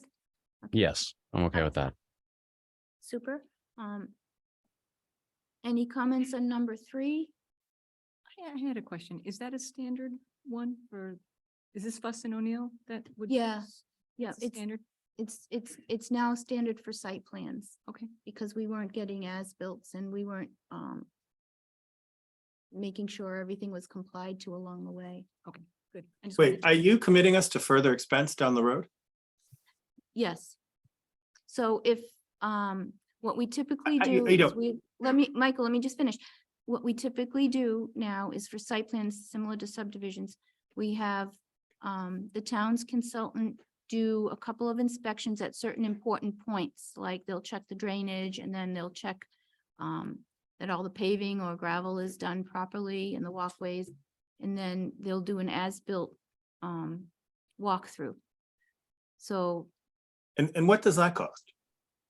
well, we'll get a, once we have the approved plans, we get an estimate from Fuss and O'Neill for what it takes for them to do, say, 2 or 3 inspections and then a final as-built walkthrough to review the as-bills. They are required to review the as-bills, period, and this planning board has added this condition now consistently for the past couple of years. So I can't tell you specifically on, what I don't think is exorbitant, you may think it is, so we'll get an estimate from them. And again, it's an escrow, it's a retainer. Well, I know you're holding our $3,500 interest-free. No, The Fuss and well, excuse me for one second. The Fuss and O'Neill reports to date have essentially said we defer to the planning board. So there's been very little substantive material from this at all. And additionally, they spend a considerable amount of time, opining on portions of the adaptive reuse bylaw, which were not even applicable. So, I can't say that I've been, hugely impressed by their services. And I'd like to know what we're committing to with this expense that essentially added on to the end of the project. I mean, budgetarily wise, it's something that we should be able to know ahead of time what's coming down the road. Michael, we need to make sure that what's been permitted is built. And this is the way of doing it. It's standard language and we have precedent of doing this. Yeah, and if there's any retainer left in the review fee currently, we can utilize some of that to put towards whatever their new estimate is. So we'll get them that pretty quickly. I don't know what else to tell you. We can delay this and get an estimate from them and then continue the meeting. Oh, absolutely, It's positively not not. But trying- I think It's this not is, trying to gouge anybody. It's no, just. I just think this is an unreasonable expectation on a small organization like ours. Frankly, just to have this stuff hanging out there as to what, because this has already cost thousands and thousands, tens of thousands of dollars. Well, And we now do to this have- when there's drainage involved and when there's particular grading, paving and gravel type, when there's unusual things. We just did this with another project, which was a minor site plan because it involved the parking and the drainage. So those 2 things are critical to make sure that the project's built properly. And it's not really an exorbitant amount. I know you might not agree to that, but we'll get an estimate from them and we'll send it to you and we can cross that bridge. I don't think that'll require many inspections. It's probably, even like with the Eversource parking deck, there were 3 inspections, 2 during the construction and then 1 for the as-built. And that was a much more intense project than this. So. Well, we've I already anticipate- requested waiver from you guys for these fees. Because this is certainly a public service project headed by a very small charitable organization. So I would hope that you would work with us in waiving your own fee and doing everything possible to mitigate whatever the engineering consultancy for this. Because as I said, having worked in this industry all the time and reading these reports, I wasn't overly impressed.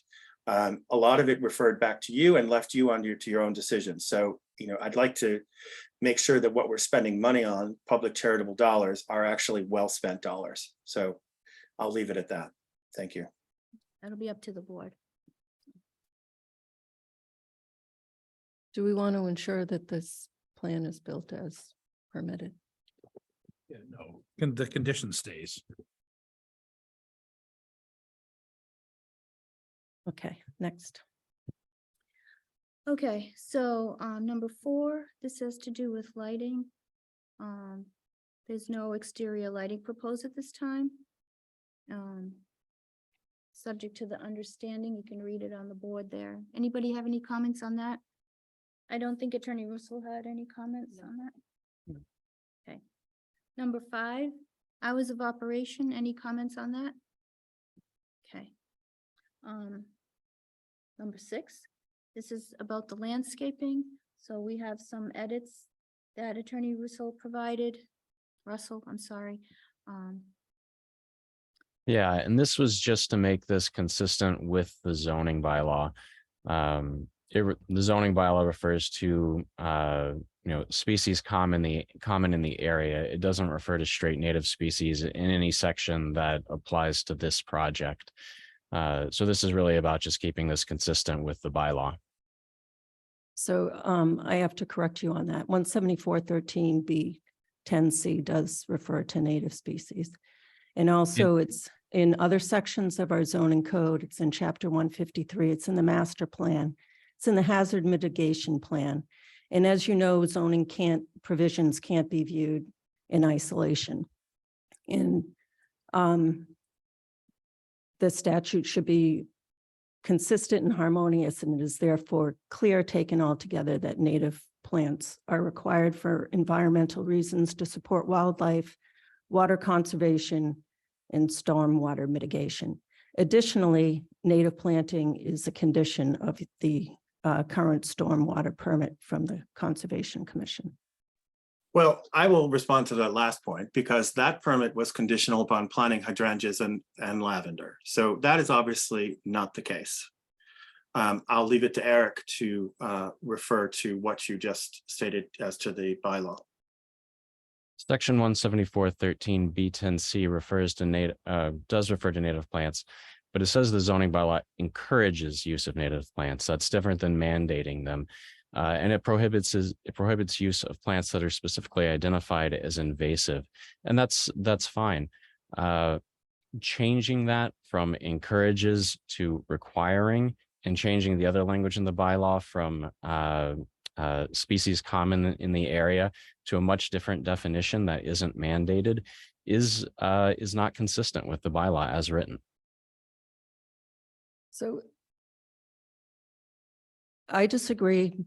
That was written in 1986. Since then, we realize how imperative native plants are.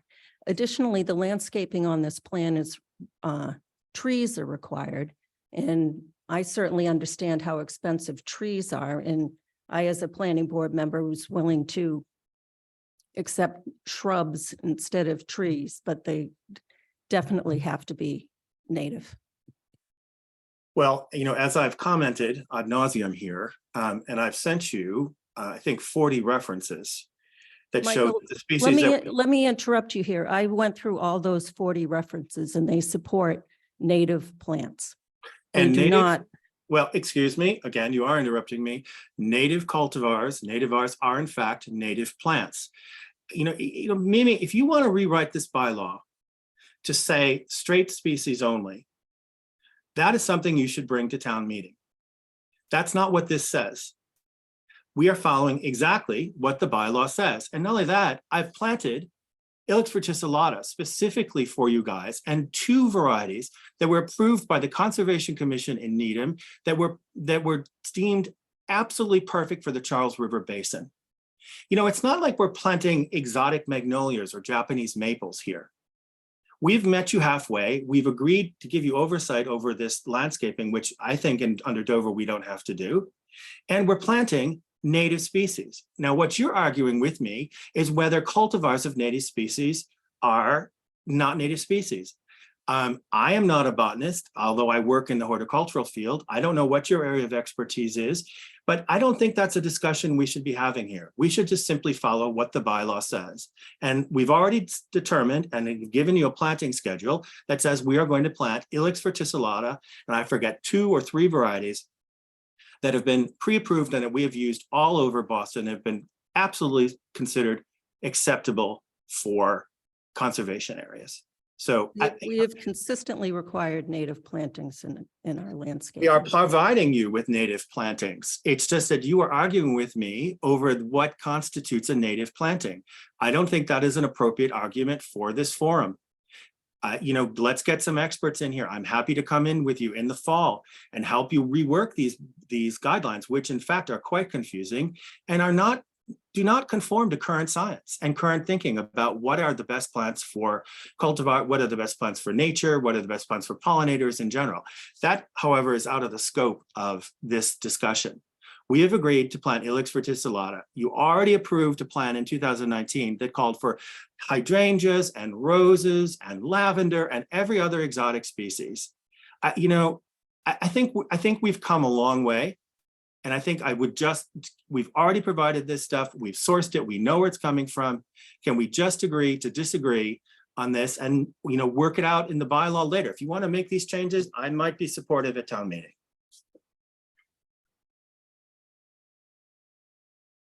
Let me quote from one of your sources. Genetic diversity is the foundation for biodiversity, which is the foundation for healthy ecosystems. Open pollinated straight species natives provide this genetic diversity. Native cultivars do not.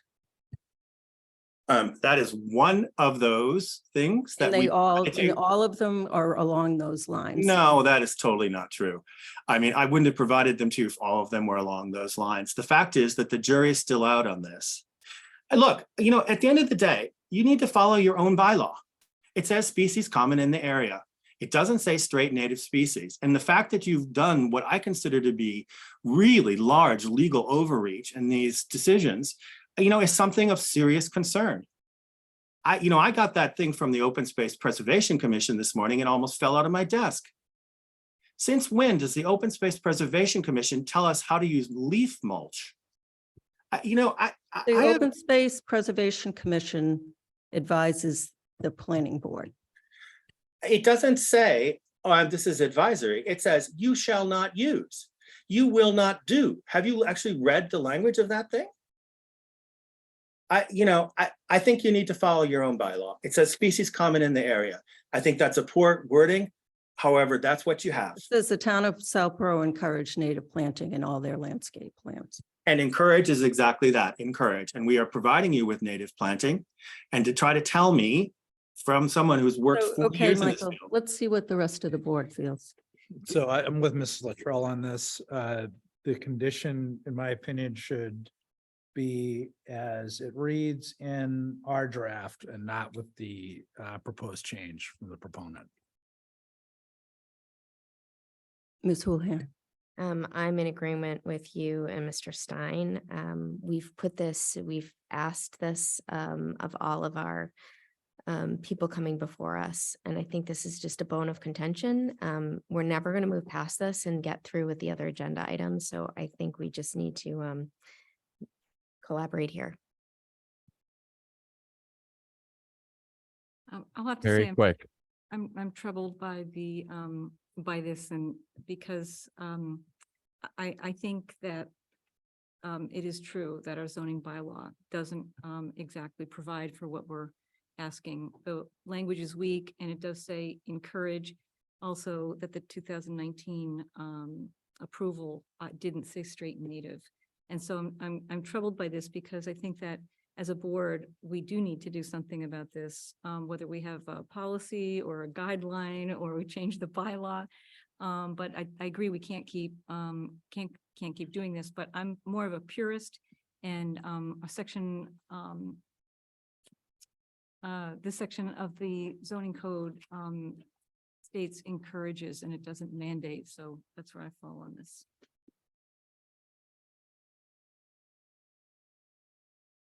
So it looks like the majority is going to keep the original language that the town planner had put with regards to native species.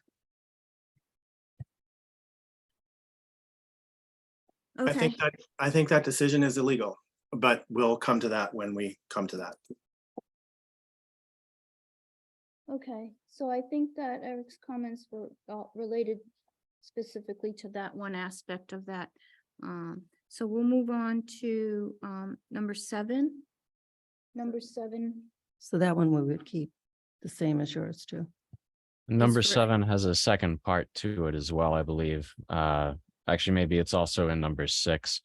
Because this requires a landscape plan to be submitted and approved, and then requires additional information to be submitted and approved again. It seems duplicative. It seems like one plan should be able to be submitted and approved. if it's in conformance with what you're asking for. I'm not sure I follow because we don't require a second landscape plan. What happens is if you, whenever new plantings are planned on the site, native plants shall be, so if you want to change your landscaping, yeah, you would have to submit a landscape plan. If you're changing what's there or proposing something new, and then there'll have to be straight native species to New England. No, planting materials and substitutions, including substitutions replace plants that die, shall be approved by the town planner. What happens is, if something dies and you want to replace it, you send the invoice from the nursery or your order, and we take a look at it and to confirm that it's a straight native species. And then I'm simply given the go-ahead from the planning board to move And- on with that, and that it's approved Well, that that section- species is good. So Excuse me. section 7 is unclear as to when approval then is needed from the town planner. Whenever new plantings, that includes after the landscape plan has been submitted. So I would suggest updating that so that it's clear when somebody has to come back to the town planner. Well, it's saying right there that it comes back to the town planner prior to installation. So any new plantings, whenever new plantings are planned on the site, native plants shall be required. Period. Planting materials will be 100% straight species native to New England cultivar. Planting materials and substitutions, including substitutions to replace plants that die, shall be approved by the town planner prior to installation. Well, first of all, does that your, sound your jurisdiction only extends to these plantings contiguous to the parking lot. You have no jurisdiction over any other parts of the planting. So that wording on the site is really ambiguous. Also, I just want to remind this board, I'm just really appalled. You cannot legally, under this state, promulgate rules and regulations more onerous than the actual terms of the bylaw. You do not have authority to simply vote what you would like to do and decide to create this native species, a straight species. You do not have this authority. Forget about Wait. Dover. So you're saying we should require trees instead of shrubs? If you would like some trees, I'll plant trees as soon as we can find some agreement on what constitutes a native species. Again, you don't even define in your rules and regulations what a straight native species is or a native species. And you're defying, current scientific thinking about. All right, the value- Michael, we've already voted on this and we're moving on. Well, So, So my point on 7 says whenever new plantings. You can You want submit a some landscape clarification? plan and then the plantings after that are new. Do you have to come to the town planner right then again? That's my question. It's not clear from the way this is written. well, I You may think, know what it means, but it is not written clearly. yeah, I'm trying to think about this here. Whenever new plantings are planted on site, native plants should be required. That's just a statement. Planting materials behind cultivars. So whenever new plantings are planned on the site, wouldn't really trigger necessarily a modification to site plan. It just means if they're proposing new plantings. Maybe if we How get about rid new of the plantings? first sentence and we just say planting materials be 100 species cultivars will not be used. Planting materials and substitutions, including substitutions that shall die. So if we strike the first sentence. I think that makes it better. And I think planting materials and substitutions, maybe other than what was approved in the landscape plan. So it's clear that the landscape plan is approved. He can move ahead with the plantings. If he does anything different, he has to come back. Planting materials and substance, say you can't find one of the plants that you put on your landscape plan. This enables you to come to the town planner and say, we want to have this substituted native straight species instead, and it doesn't have to come back to the planning board. You see what I'm saying? If you can't Yeah, find a certain that's- species, it comes back to me and I confer with the planning board and then go back. So you don't have, it's not a whole meeting process. Yeah, that's fine. I'm saying planting materials and substitutions apart from what has been approved on the landscaping plans. Because once the landscaping plans are approved, if he doesn't need to come back, he shouldn't need to. If this just blankly says planting materials shall be approved by the town planner, then that requires them to come back a second time for something that was approved in the landscape plan. So maybe if it says, Well, what, Just substitute, Planting substitutions, yeah. yeah, so Yeah. just planting substitutions. I see what you're saying. Yeah. The substitutions, well, yeah, planting That's substitute. fine. Okay. And I We got still it. have a problem on the site. Have we addressed that? I've gotten confused in this conversation. Sorry? On the language are planned on the site. So we're striking the first sentence of number 7. Okay, And then when you get to the last sentence, we're striking materials and. could you Okay. advance this up the screen? Oh, yeah, Or is I'm it just me? sorry. Thank you. There we go. Okay, So thank you. That one, that represents actually a complete change, but in the original decision draft, we're just gonna say planting substitutions, including the substitutions of plants that die shall be approved by the town planner. So if you have to substitute, say your hedge dies and you have to plant it, you can't find that type of plant anymore and you propose a new plant for that hedge, you have to come to the town planner, me. Planting substitutions, including substitutions to replace. And if you can't find a species, it's essentially saying you don't come back fully to the full planning board to approve if a plant dies and you can't replace it with that particular species. Is that correct, right? That's my understanding. Is everyone okay with that? Okay, on to number 8. Any comments there? I just want to protect the trees that are, there are 3 trees or such that were going to be protected. And then, All set. make sure no other trees, okay. Number 9. Off-site parking. No comments on that, okay. Number 10, 12 deeded parking. Spaces, okay, no comments on that. Number 11 is a maintenance plan for the parking lot shall be submitted to the planning board for approval, but I think we should say when it has to be submitted. You want this prior to, I think we already submitted that. Did we not? That's what Mount Elbeck sent. that was for, the stormwater operation and maintenance. So. I think it also included the parking lot. Yeah, I'll double check that. I think it does mention like if it gets, riddled, et cetera, that it gets graded certain amount of times per year. Yeah. Yeah, okay. So that may be already done. We'll keep that in there just to make sure it's there. Number 12 is, the Southwest Historical Society is responsible for the maintenance and snow removal for the entire parking lot. And I'd just like to add this statement from conservation that says, snow storage shall not be within the stormwater features. You know, again, I would wonder why that would be in here. Conservation has that in their own. Melissa said it was a concern for her, so she hoped it would be iterated. I passed these conditions by her. And you're not doing it anyway, and you show it on the plan, so it's just re-emphasizing to the contractor or future people who plow that you can point out if they do that, it protects you as well. You can say, look, this is what you're not allowed to do. Okay. Number 13. Any comments on that? I don't think so. Okay. All right, it gets a little tricky here because what you see on screen, some of the conditions were removed. So number 14, the original said here that there shall be no kitchen on site until or unless approved by the Board of Health.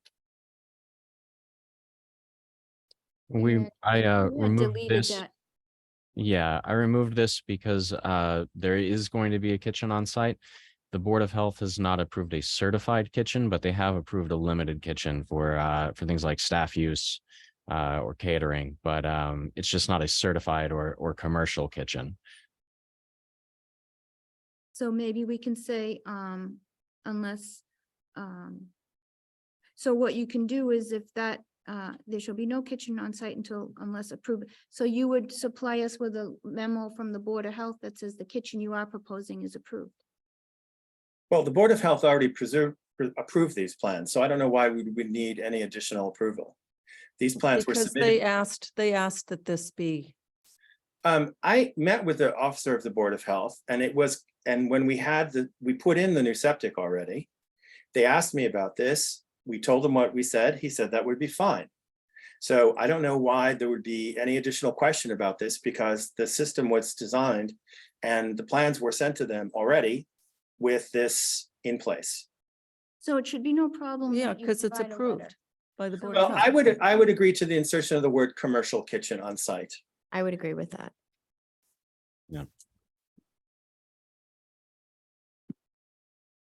Let me just look at the.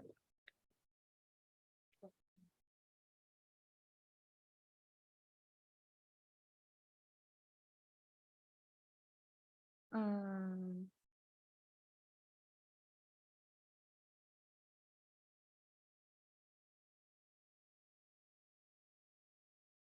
There was something here from, Board of Health Director back in May. We spoke to the group from a food kitchen perspective as well as septic. Currently, they do not have a kitchen. They are not designed to have a kitchen. To add a kitchen, they would need to update their septic. Our recommendation for them was a catering kitchen, which to us means they do not prepare or clean up food. A caterer would bring in food as well as remove the dirty dishes post-eating. So maybe we can, Well, that's why it says there should be no commercial kitchen on site, or could say. That's exactly what that says.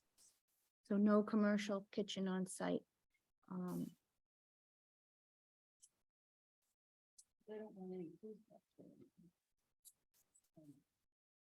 Yeah, they don't want food prep there, right?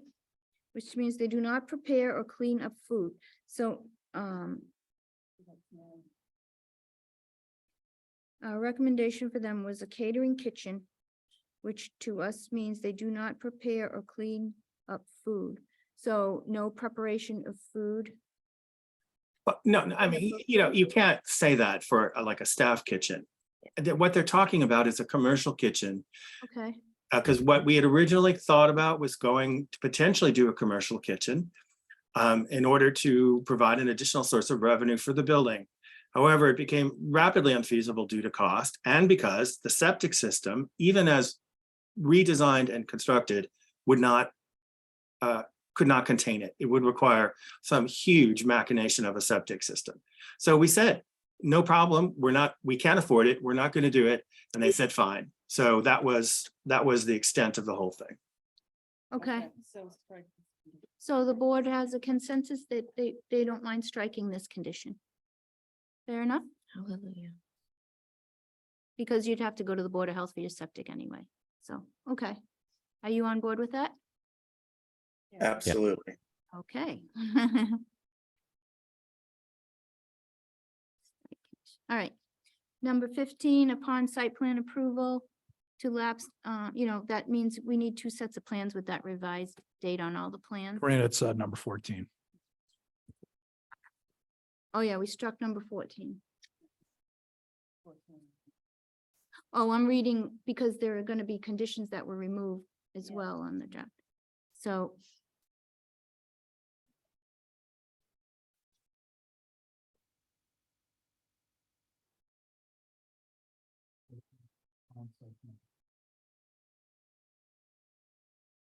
Yeah, okay. I think that one was okay. All right. Upon site plan approval, no comments there. The next condition was a copy of the planning board endorsed approved site plans. No comments. Next one, major site plan approval shall be recorded at the registry of deeds. That's standard with the a letter size set of the plans attached as an exhibit. No full-size plans, just so that there's a reference to them. A pre-construction meeting with the planning department shall be held prior to construction activity. And then you just let us know 14 days in advance of the construction, in writing, email or such, and your anticipated construction start date.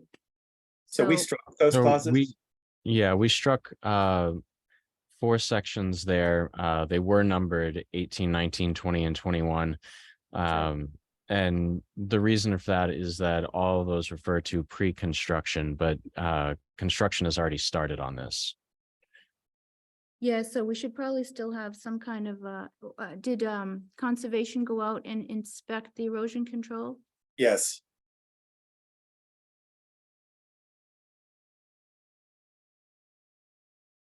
We're on Melissa's regular rounds, and I actually have a call into her this week. Do you have some sort of construction schedule? You know, that you have your contractor work towards. It does get adjusted. I understand. Well, we reality. thought we'd have this building open by the end of July, so where do you think that puts us? So you don't you don't update a construction schedule ongoing? Well, there's no point because of construction supply chain delays. You know, we've been waiting 6.5 months for windows. You know, you cannot move forward without windows. Now we're looking at a 4 to 5 months delay potentially with this elevator. So, you know, you can make the best of plans and hope for them, but if the manufacturer tells you that critical elements of the building are not to be available, the 400 amp service, for instance, for the electric and solar is a year out, and they have to jury rig it in the between time. So, you know, we're hoping that we can wrap this up, you know, largely. So the intent of the pre-construction meeting is typically we have a member of Fuss and O'Neill there to orient to the site, meet the contractor, et cetera. You know, this is already. First to not it's having not- we could have a initial inspection with Fuss and O'Neill, and I would be in attendance with them or something. Well, you know, again, this has already been permitted by the building department, and it's already underway. I mean, you know, it is substantially underway according to this current permit. I mean, what are they inspecting? Can I just ask a quick question of the planning board and Karina? 18 to 21, where they're recommending striking, what are the implications of that for us? Well, And in general, are we okay with that and just move on to the final one or no? well, I'm not adverse to not having a pre-construction meeting, because if we engage Fuss and O'Neill, they'll be out there on their first inspection Right. and they'll meet the people and they'll make Okay. sure you have your plans on site, et cetera, and your decisions. So that's not a big deal. And the schedule, I understand that it's probably pretty dynamic with the nature of things. So I'm not adverse to not having that pre-construction. But we do need to have on file the name of the person responsible on site. Well, that's all on file with the building permit. I mean, you know, John Yeah, Della this is Pascoli is the But general we contractor. get calls too, Michael. We get complaints and things, so when we can reach out to somebody, we have a number to call, you know what I mean? It's a typical thing that we require in case there's public Well, input. what I'm asking you though, is it's not already on file with all the various permits that have already pulled? You know, GLC, general contractor, electrical, I mean, all that stuff is on file with the building department And you already. should also have them, right? So if you just pop me an email with those 2 numbers and contacts, that Fine. satisfies that condition. Fine, Not a big deal. Instead of me having to go find it somewhere, I can have it. that's fine, that's fine. Okay, so we would strike the pre-construction meeting and schedule? The planning board in agreement with that? Yes. Okay, and we will keep give me the information on the site super, et cetera. And then I did speak with conservation, and the agent recommended that we do include requirement for an updated SWIP. Okay, stormwater pollution prevention plan, including during construction and post-construction requirements. So you must have one on file already for the paved parking lot for when you got your stormwater management permit. So we'd need just an updated one tweaked to what you're actually proposing there. And I think that your engineer could probably do that for you. Because he's already done the stormwater O&M. So I don't think there was any, so we should keep that SWIP requirement. That was a recommendation from Yep. conservation. Okay. So just confirming, we struck the former 18 Yep, and we're keeping 19, 19 and 20. 20. Yeah. Now we're on 21. And Yeah. yeah, and 21. So we did receive the stormwater O and M, and it appears to be complete. We just needed the final version that Mark Elberg sent was not stamped and signed, and then the owner needs to sign it, which would be represented by you, Michael. So you just have to get it PE stamped, and then you would have that number 21 already satisfied. But we would maintain it in the conditions here, even though it's already satisfied. Yes. Yeah, so we would keep 21. in Because there. it's not fully satisfied, because it needs to be stamped. Yep. Not a big deal. No. And going back real quick to 19 and 20, both of Mhm. these, if you're keeping those, they still refer to prior to construction. I would, Oh, you yeah. know, remove that reference. If you say the applicant shall provide name of the person responsible, you know, for the site, that's fine. Just don't tie that to being before construction, since that's Right. not, that can't be done. But we do the need same a with time 20. certain for the SWIP and the O and M to be provided. Uh,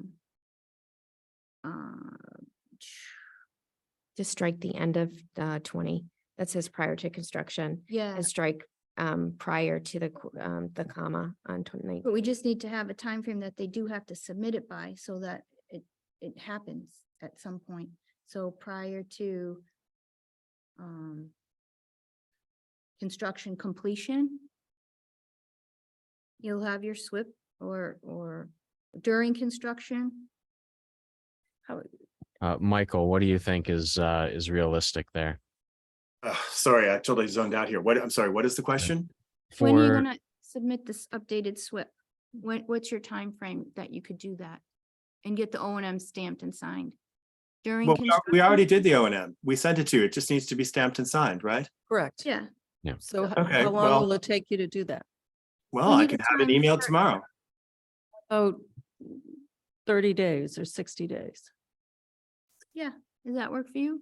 Copy of the final updated SWPPP stamp, which we did, right? We have that. For the gravel lot? Yeah, for the Okay, gravel. 60 days. 60 days? Yeah. so 60 days. Within 60 days, All right, Karina, I'll talk to you tomorrow because I'm a little confused as to exactly what you're asking me for, but if it's just a stamped and certified copy of that thing and a signature, that's easy enough to do. I thought we'd already provided a copy of the final updated SWPPP thing. no, I talked to Melissa and she said they didn't have one. So that's why we needed one that reflects what you're actually proposing here with the gravel lot. You may Well, have didn't- had one from the Well, old. didn't conservation vote on that way with that? It might be a requirement in their conditions for the approval. Okay, I'll ask the engineer. I don't know the answer. Okay. So within 60 days. Yep. Within, that's just to make sure we have a time frame of a deadline. Okay, and that's it. I don't think there are any other comments.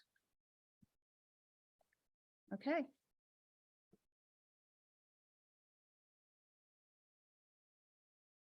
So we voted on the waiver, so now just the conditions as, So the motion is to, Close.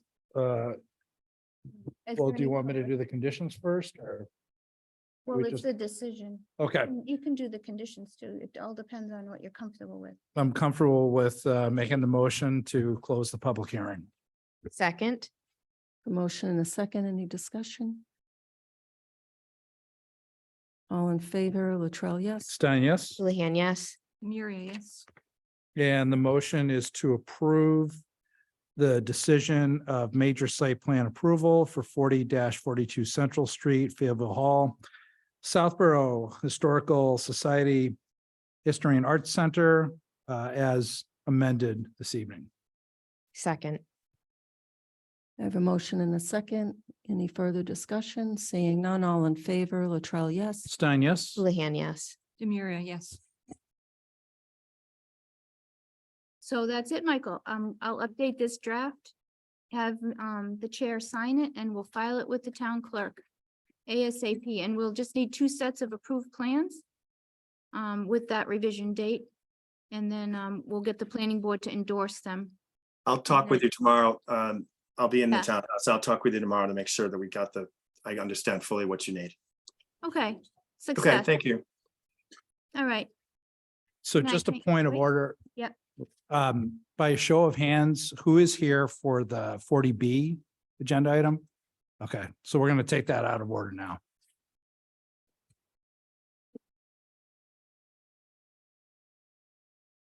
We're just going to.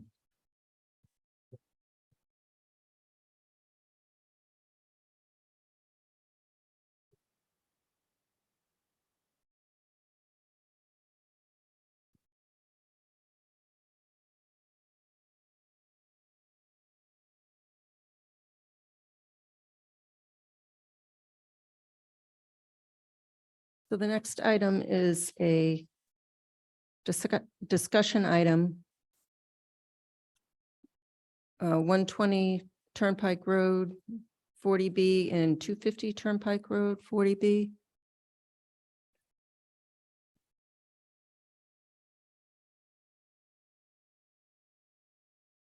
I should mention that the expectation is that, my expectation, unless the board disagrees, that the board isn't going to compile comments tonight because we have a site walk tomorrow for both of these. But if there's any comments the board wants to address now or wait till the next meeting to address everything, it's up to the board.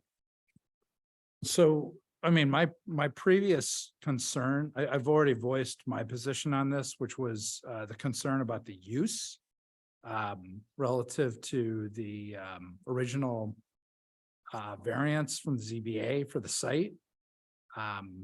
So I really don't have much more to add to that for now. Thank you. Ms. Houlihan? Yeah, I have no comments until our site walk. And my concern was more around the 250 Turnpike Road versus 120. Mr. Maria? Yeah, I'm going on the site walk tomorrow. I prefer to save my comments for after. Thanks. Ms. Braccio? Same, just, I'm not sure if there's any members of the public that may not be able to make our next meeting when we actually draft a letter, if they want to speak tonight. Thank you. Okay. So does anyone have any comment on 120 Turnpike Road? Anyone in I don't see any hands raised.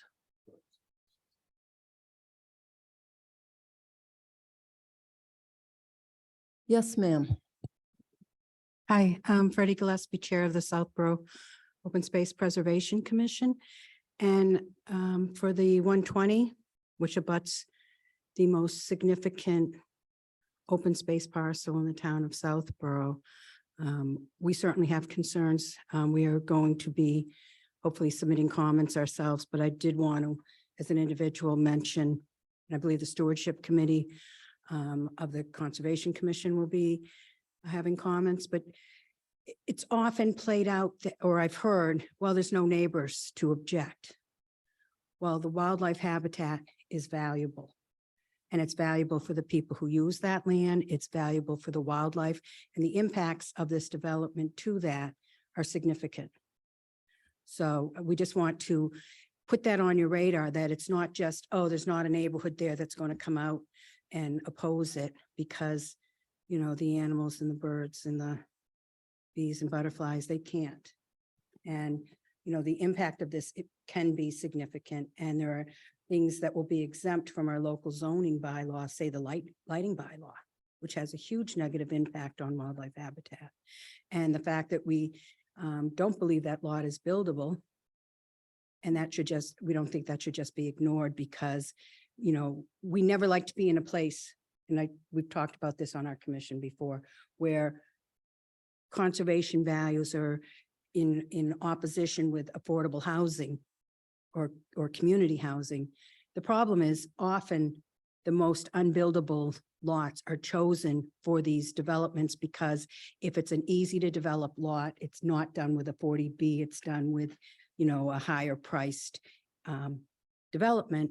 So these types of lots often put environmental concerns up against housing concerns. And I advocate for better looking at places to meet our housing requirements, which we could do with better planning for projects than allowing non-developable lots to be built out because people feel, well, there's not a neighborhood or a vibrant neighborhood with a lot of housing because, it's 100 acres of conservation land, which has significant value to this town in addition to the wildlife. So I just wanted to put that on everyone's radar. Don't just think, there's not going to be a lot of people fighting against it because there's not a lot of abutters. Thank you. Thank you. Did you receive a letter from town council? He was going to send a more formalized letter than the back and forth. Have you received anything from him? Didn't he? Okay. No, not yet. You're talking about, when you had met with him during town council, townhouse hours. Yeah, so we had kind of a back and forth on the A&R and the special permits, and I and Lisa met with him at town, his office hours last week, just to try and be clear on what he was saying. So he was saying that the zoning board can endorse an A&R and waive local zoning, which is true. But the state statute requires at least 20 feet of frontage. And he was clear that they wouldn't be able to waive that because it's a state statute. And he thinks they're going to have to do some type of a subdivision to make it work. And he said he was going to put that in a formalized letter. So maybe we can ask him that. Okay, yeah, I just have informal email, short answers. Specific to 120, maybe? Okay. Yes, because it had that, they both do, but this had that variance and the special permit. And So did town council have any comment on the variance? That it said they can't add any buildings? so they would, he thinks that they'll have to somehow amend the special permit and somehow do a subdivision. So that's a different lot. So there won't be a third building on that lot. And it's complicated.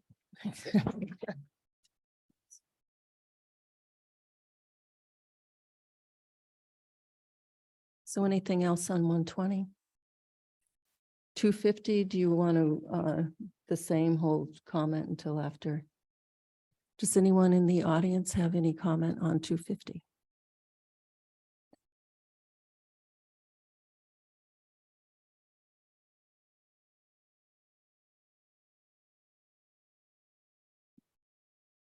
Good evening. I'm Jesse Wall. No, I'm just kidding. It's getting late and I'm getting, it's almost 9 o'clock and I should be long gone by now. Anyway, my name is John St. Andre. I live at 14 Schuyler Drive. I'm a neighbor to the land that's being under proposal to be developed, and I'm also representing several of the abutters that abut the property that Mr. Ferris wants to construct this 4-story monstrosity on. I won't go into all of the specifics of the issues that we have, but I think I at least like to address them, because if you're going on the site visit tomorrow, this is what I think you should be looking at, and this is what we're worried about. Apart from the restrictions, which we have gone to town council on, who agrees with us, those restrictions are still in force. Restrictions meaning you can't build on that lot. Putting that aside for now, we have major concerns in several different areas. The first thing is when you get to the site, if you try to access the site from Route 9, and you go and you walk in the parking lot next to the 250 building that's already up now, you're not going to see the site as it's going to be after they rip out all those trees. You're just not going to see it. What I suggest is that you enter the site from Skylar Drive, from Sarson Stone, and from Parkerville. Walk the properties. It's relatively safe to do that. You're going to need boots. You're going to need a mosquito netting probably, and maybe a machete. But when you get there, what I would like you to think about is on the western side of the proposed lot, which is Sarson Stone Way. When Sarson Stone Way was developed back in 85 or so, a drainage system was installed. The drainage system for Sarson Stone Way starts up at the top of Sarson Stone Way, which is a steep hill. This is behind Eagle Leasing, and it runs down into a catch basin in front of two of the lots that are on Sarson Stone Way that abut Mr. Ferris's property. There is a drainage easement that runs between the two lots. The drainage easement carries the stormwater from upper Sarson Stone as well as from lower Sarson Stone, because there's another hill that goes up. That stormwater travels down a drainage pipe and it goes into a huge detention basin in the rear of the two lots on Sarson Stone Way. I think they're 3 and 5, but you'll see, because there's a one catch basin there that leads to the back. When you go to the back of the property, you'll eventually come to this detention pond. This detention pond, I went out there after the rain that we had on July 4th. It was 200 feet wide. You could, I threw things into it and just to hear it splash, it was that deep and that large. But that detention pond is bounded on the east, which is Mr. Ferris's side, by a berm. Through that berm runs a drainage pipe. The drainage pipe, I believe, is designed to drain the detention pond.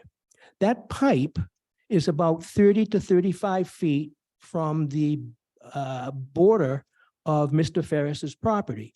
When that rain comes down and the stormwater discharges from that detention pond, it comes out as a stream. You can see the remnants of the stream now. And if you walk and you get back far enough, you'll see that that stream meanders right down through the stone wall that separates the Ferris property from the Sarson Stone lots.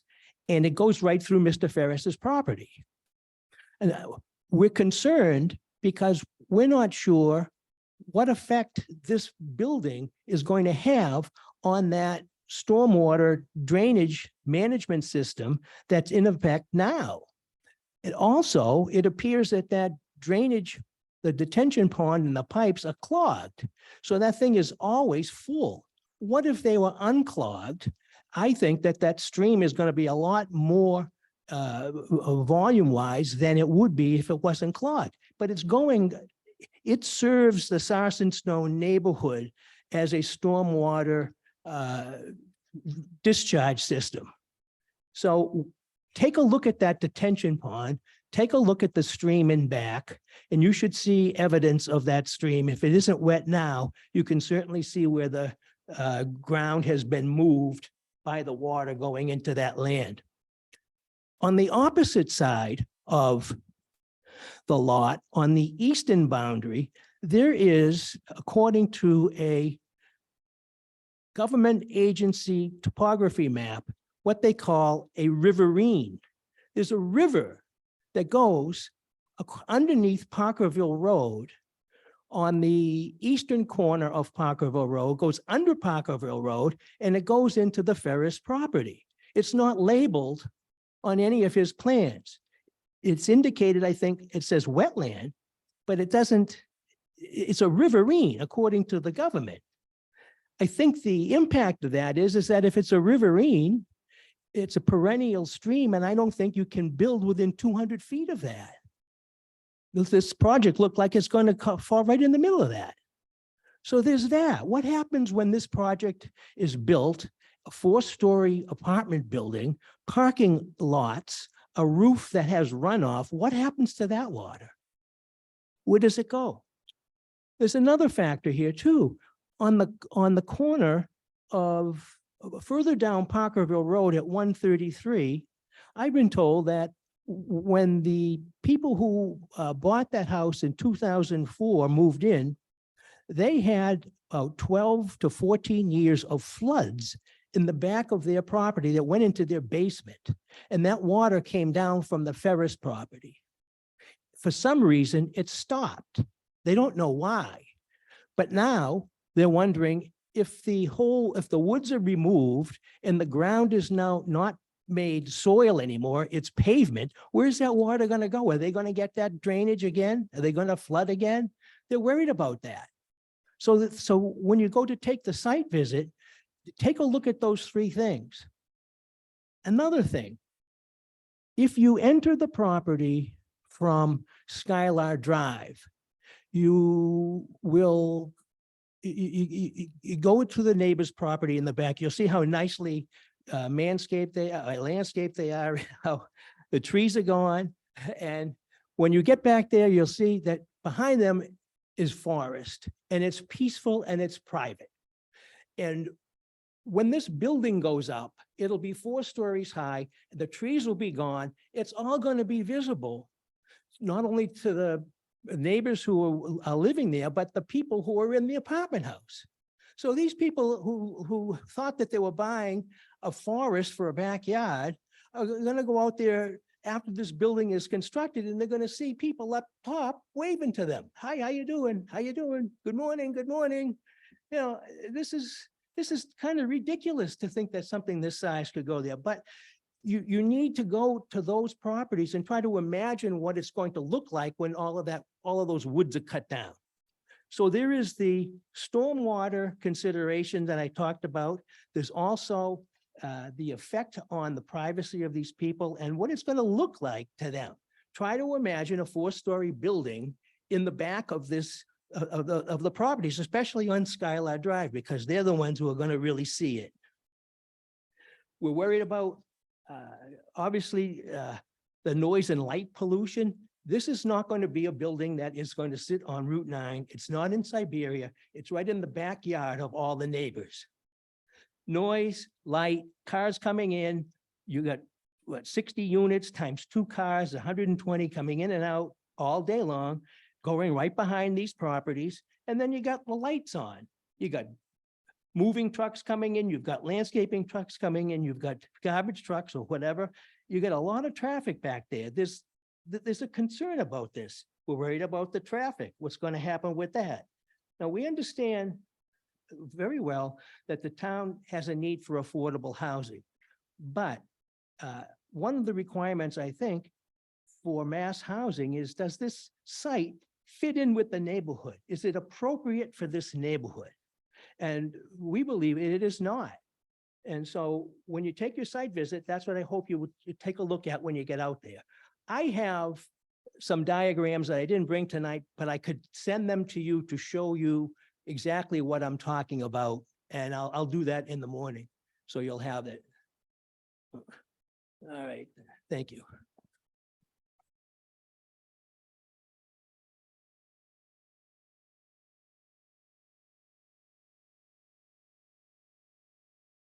Fred Harvey, 129 Parkerville Road. I'm a direct abutter to the 250 project. Just want to revisit one issue that was raised last fall.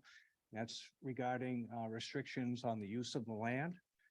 We brought that up a couple of times, and actually John made a very good case in regard to that. It went to the board and for consideration to the town council. At a subsequent meeting afterwards, the word that came back to us was that, yes, there are restrictions on the use of the land and that it follows the land itself. So what we'd like to do is make sure that that issue is incorporated in the response back to mass housing, to let them know about that, and that in town council's opinion in regards to that, because obviously that's another issue that we're concerned about. We believe that all began in the early 1980s, 1984, and that was established, and there is documentation that exists in regards to that, in regards to planning meeting minutes. So we're kindly asking that that issue be brought up to the Mass Housing. Thank you.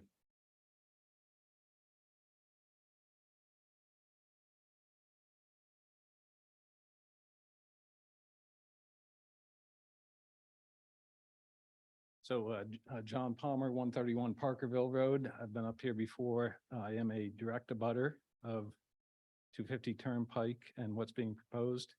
Thank you for putting that up. Thank you for the opportunity to provide comments. So I'll try to keep it short. I'm going to use some pictures and some comments just to make some of the points that we've been trying to make. So if you can go to the second page of this.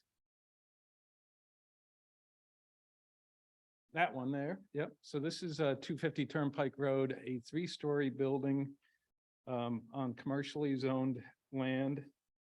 It already towers over the existing landscape and the trees in the background. If you can move on. The next page shows Meeting House Lane. It's my understanding this was a housing development under 40B several years ago.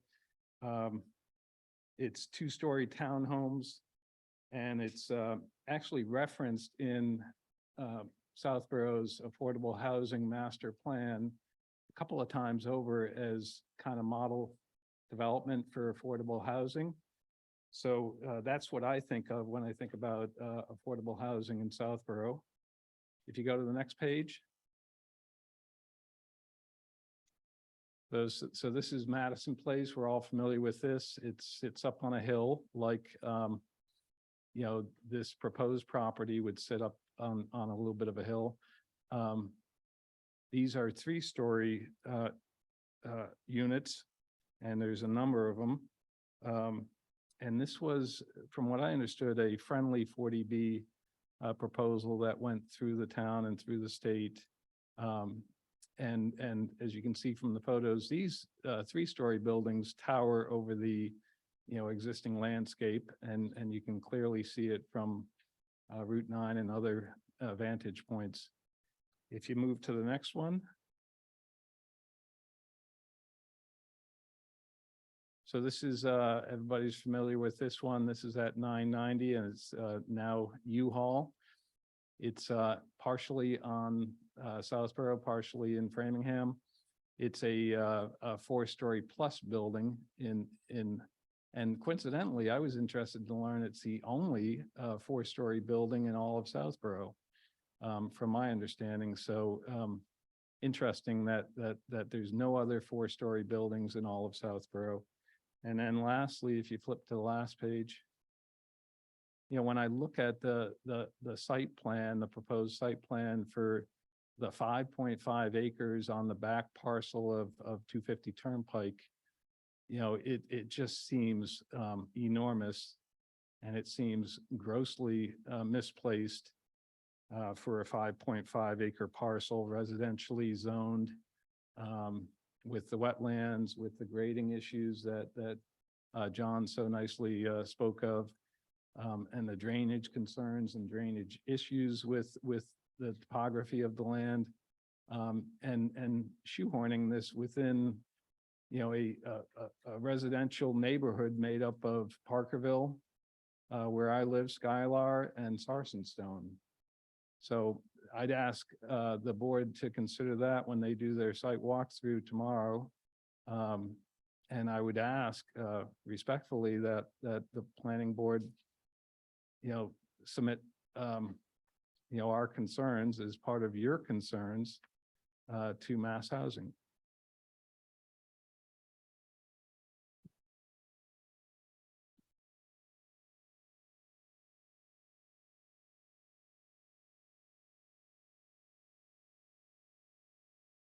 So Eric Laser, 9 Skylar Drive. I believe I've been up here before, so thank you again for listening. I had some talking points that I'm actually adjusted based on the commentary from the Conservation Committee. Around the 120 and the 250, we all recognize we have a affordable housing need in this town, and it's very difficult. I think the point that you're hearing consistently is the sheer scale of these developments and how they fit within the context of the surroundings. and in particular because the 250 affects my house and my neighborhood, to reiterate, this thing is grossly out of proportion in our belief. It doesn't necessarily mean we're against development, but it has to, we believe, fit within the right context. And similarly, perhaps for the 120 property as well, which on the face of it, we were more enthusiastic about because of the sheer scale and the quantity of housing which could actually meet the town's needs. But we would just ask as you go through this, and we'll do the same with the other boards in town, is just consider the scale and the impact and what it will mean. And also, of course, the loss of the trees and the woods. I mean, it's an environmental impact, perhaps not as much as the 120, but nonetheless it is. So thank you for listening, and I appreciate you taking the time.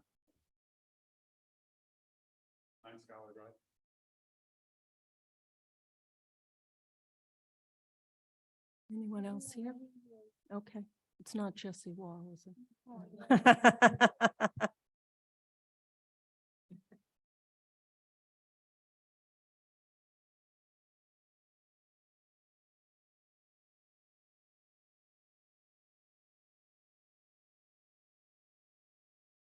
Mark Davis. If you could introduce yourself, Mr. Davis.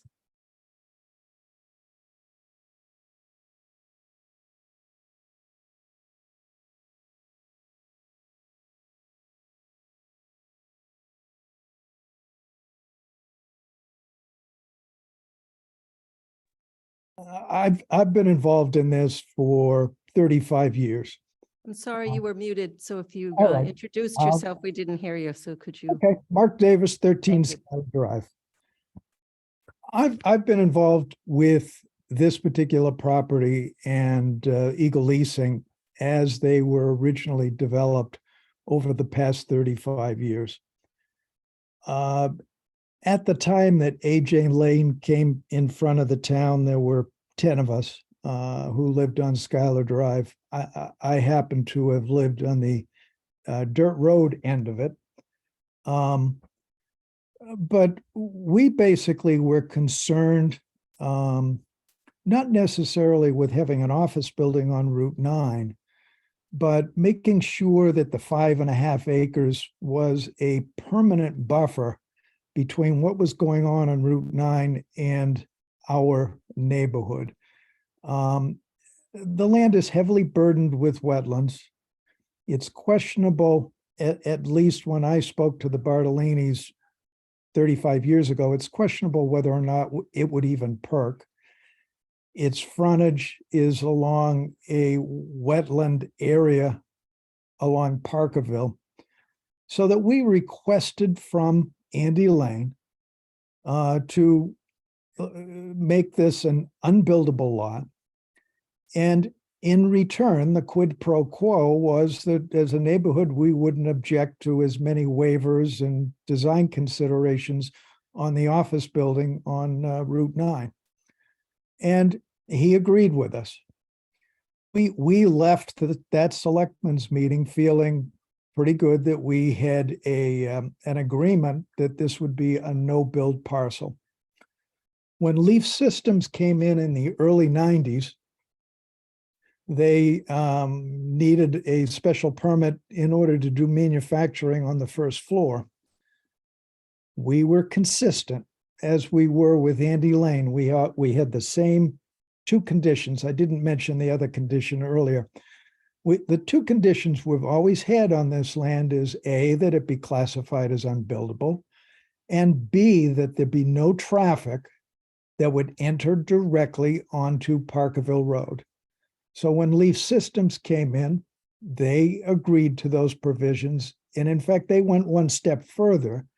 They allowed for a 25-foot buffer between the residential piece and Sarson Stone backlots and Skyler Drive backlots.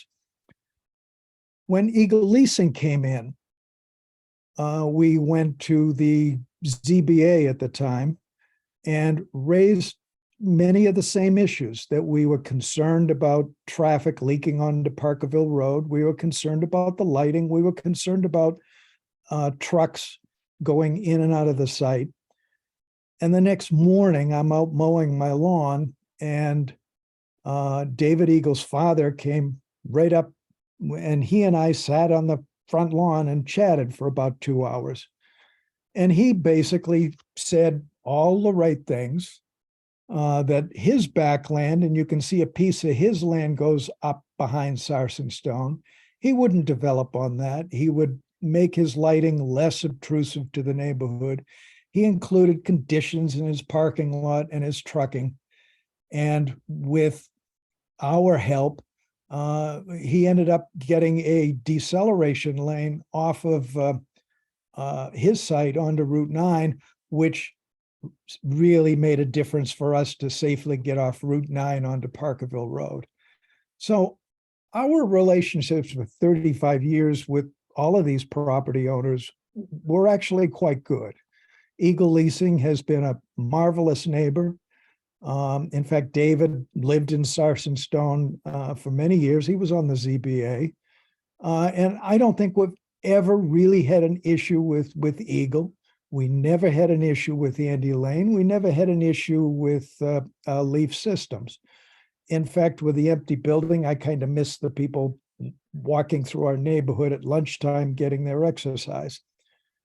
But clearly, this 5.5 acre lot was unbuildable, and each of the owners of 250 received benefits from that classification, whether it's our support as a neighborhood, or they received all the waivers that they required to make the special permit or the original project to work. So there was a benefit to these developers.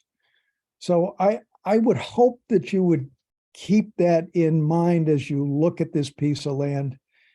The assessors seem to have agreed with me because they've never assessed this 5.5 acre piece for more than $70,000. And if it were developable for the last 35 years, somebody would have found a way to do it.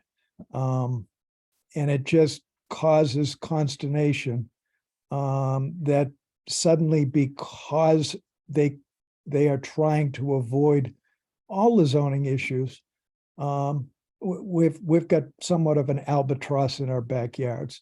So I would hope that we have been consistent and steadfast, and everyone has acceded to our requests, and we would hope you would take that into consideration. Thank you. Thank you.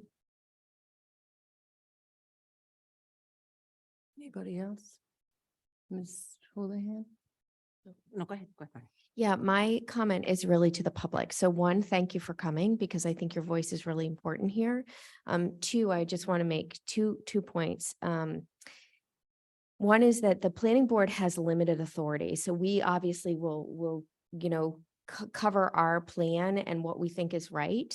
But we have limited authority, and the zoning board of appeals is where this will be heard if it gets to that point.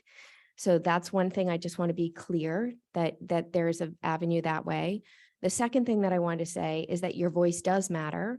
I can't say it doesn't make any difference for mass housing, but I think as important as it is for us to incorporate your feedback, it's also very important for you to voice your feedback in your own letters to the Mass Housing Board, and I'd also copy the Select Board and Planning Board, but I'd encourage you to do that. Thank you.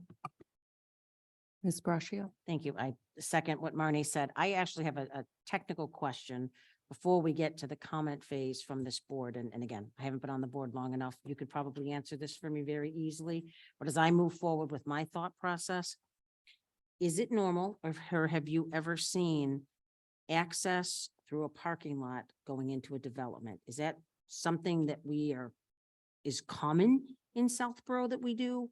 Or again, as I'm forming my thoughts, this was one of the things that stands out, and I'd like to know if there's an answer before I voice it further down the road. Not common. I don't know of it anywhere. And our code wouldn't allow This is on traffic 250, through. Yeah. Lisa? Yes, there's a proposed 20 26 or 28-foot access easement. That's how they get to Route 9, is through the parking lot. Yeah, they're proposing a similar thing on 120 through the parking lot, past two buildings and then into the back. Okay, so I guess that answers my So question. we did pose that question to town council in an email. I had asked,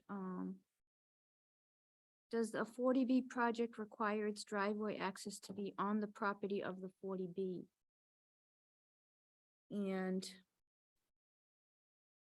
some of the comments back were, the access issue is not a particular concern as chapter 40B glosses over concerns there. That said, review of the adequacy of access is certainly likely to be a component of the 40B hearing. Okay, thank you. Just one more comment. I can't help myself. I'm sorry. Is just around the impact on Route 9 too. We all know if you try to work in Boston or Cambridge, it's impossible. It's getting worse. My guess is that there's got to be some implications to the state will get involved with the commentary with in egress and it's not as severe as the whole on-ramp situation with 495, but it will have implications on Route 9 heading east. So my guess is that there will be some sort of state involvement with that. Well, you have to be realistic. They approved Park Central with, The state did not. They The did not state- allow egress out onto Route 9. they approved egress onto Flag, which is worse. Or I They- would like- They didn't. The Park Central was denied in court. Not by the mass housing though. My point is, as far. Mass as housing doesn't make a difference, right? That's what my point. is. Yeah. I'm not advocating. Yes, sir. Hey, just a point of clarification, John Palmer again. So we do plan on submitting our concerns and issues with this proposed development to Mass Housing, formally to Mass Housing and to Planning Board and Select Board. But just a clarification on process. So does the Planning Board does the Select Board provide written comments and input and raise concerns with the proposed development to Mass Housing themselves? And Yes. when would you do that?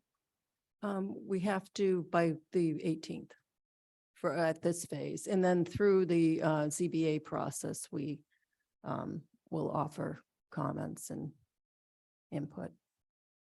So then you do have a way of providing public comments back through your own feedback. Okay, very good. Yeah, I would just say that August 18th is the date. So that's the date that they've provided to this town. So a town administrator will orchestrate that usually as one submission. So that's what happens from this perspective. And then Mass Housing has 30 to 60. They're taking longer. So it could be 90 days before they will generally approve it. I'm just going to be very honest with you. And then it'll come back to when they file it for the ZBA to be heard. Comments are actually due to the town administrator's office a few days before the 18th years off. For them to culminate off. Anything else?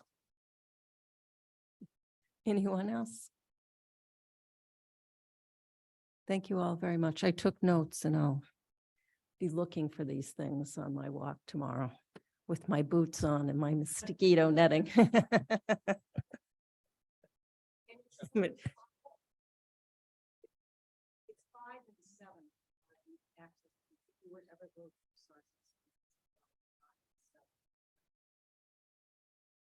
Thank you very much.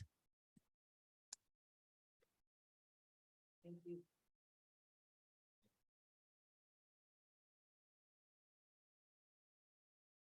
The next item, 16 East Main Street minor site plan approval.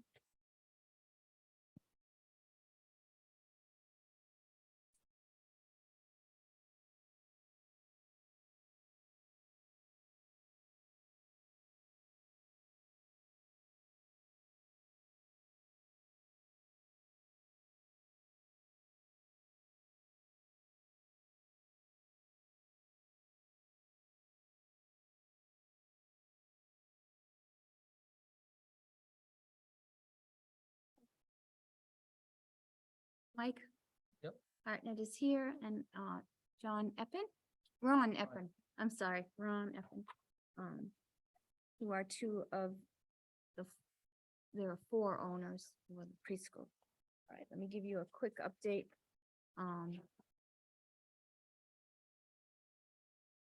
So July 10th, we received a submission for minor site plan. The minor site plan is required because there's a change of use from a single family house that is located at 16 East Main Street, which Mike Hartnett and his team are proposing to turn the first floor into a preschool. So they've been to the Zoning Board of Appeals and have gotten their permit for that use in that zone. That submission was filed with the town clerk and submitted to the town departments.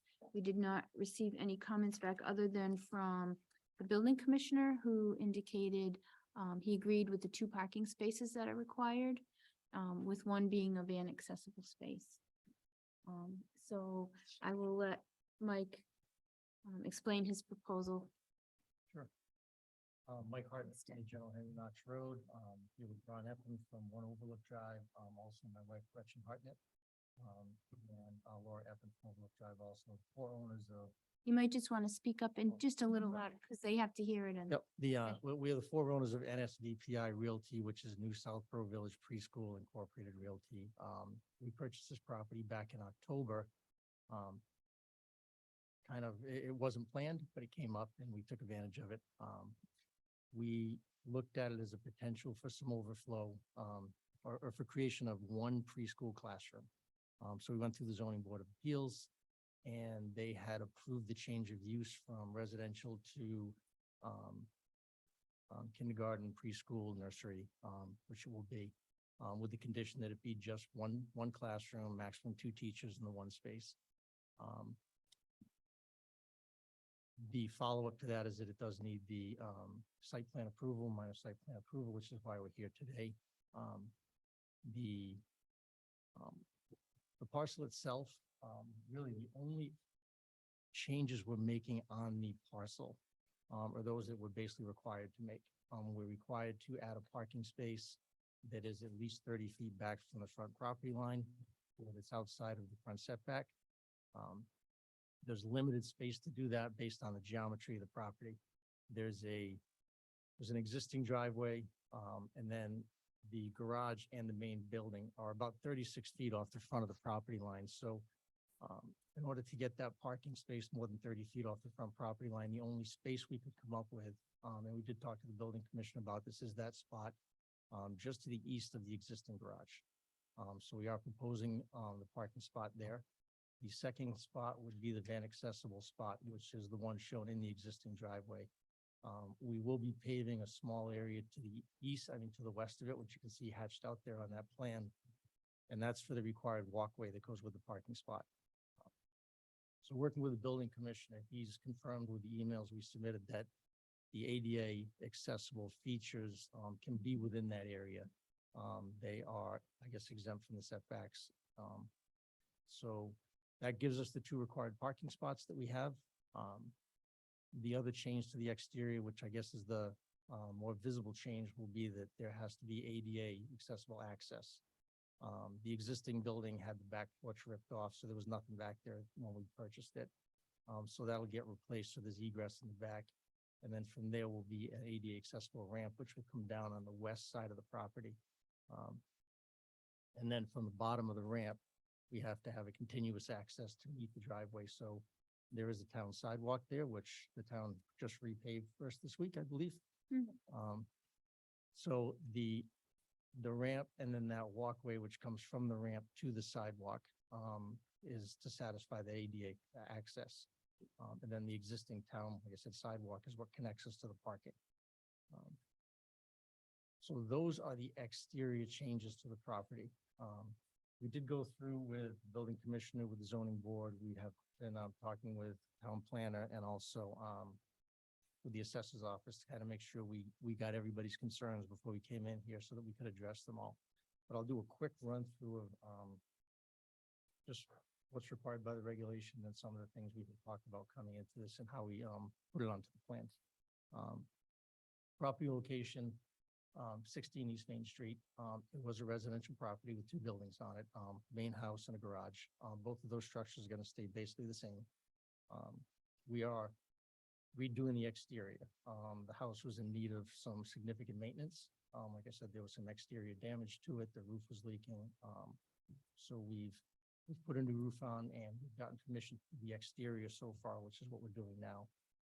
The interior changes, the ramp, the driveway, those things are contingent on site plan approval. So hopefully we got everything right going into this, but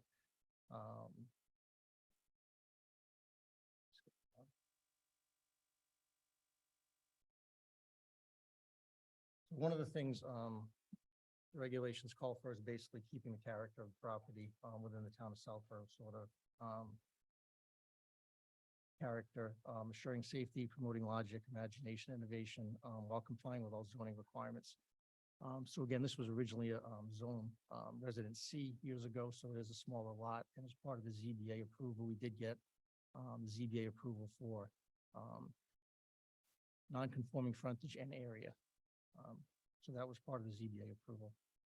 The property itself, like we said, when you look at it when it's finished, except for the changes that were required to make for the parking and the ADA access, will essentially look like the same property. Just kind of cleaned up with new siding, new windows, and kind of, taking care of some of the maintenance issues. Kind of felt that that was a better look, just to kind of keep it in, looking with the neighborhood. I should mention that the property immediately to the west of it is a business. It is the Southborough Village Preschool. So it does abut a business on one side, which is also the property that we own. So none of the setbacks are being impacted on the property with the exception of the ADA ramp. And that is, according to the building commissioner, exempt at this point. The existing and proposed parking, we did go through with the commissioner, met with him, and he has provided information that the parking we show meets his requirements. The driveway opening will not change. The driveway opening is set by a utility pole that's in the sidewalk, so we can't go any bigger. And there is a stone wall on the utility pole on the east side, stone wall on the west side.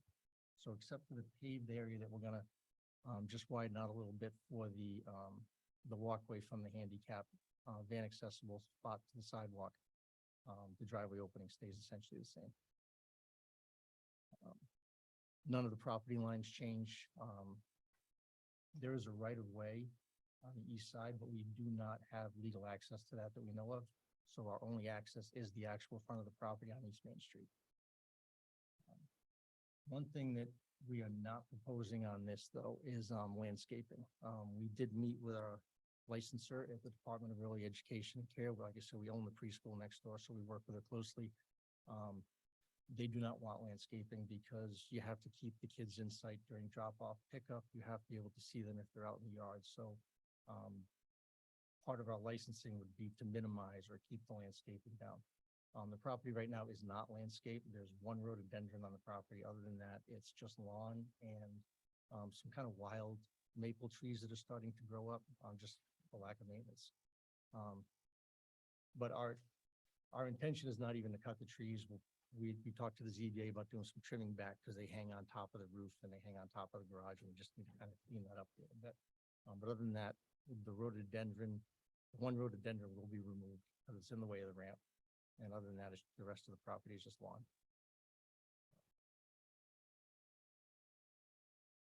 Existing and proposed signs, we're not proposing any freestanding signs. The only sign that will be on the property will be the number plate by the door, which will just be the number, and it'll probably have just a designation of something small, SVT, or just so people recognize that that is, when they do look at the number, what's there. Surfacing, we are proposing that the surfacing of the extra parking spot is paved, as is the widening on the driveway and the walkway from the handicap ramp to the sidewalk. The decking will be like a Trex decking for the surfacing on the decking, typical type decking. No wetlands were noted on the property or abutting the property. None are shown on the plans. So no wetlands are being impacted. The method of sewage disposal, we have a septic system, that's it's not new, but it's not old. It's been replaced. We had a Title V inspection done, and we did get confirmation from the Board of Health as part of your package there that it is suitable for the use on the property. And then the water supply is just the town water that comes into the property now. We'll be using the same water service with no changes. And then there was some other information that was requested just to have on the plans and be included, which was the zoning data, which is on there, the abutter information, parking requirement calculation information is on there, map and parcel numbers, including an existing condition plan. And the existing condition plan, just to make note, there are two parcels here. It's map 55, lots 14 and 14A.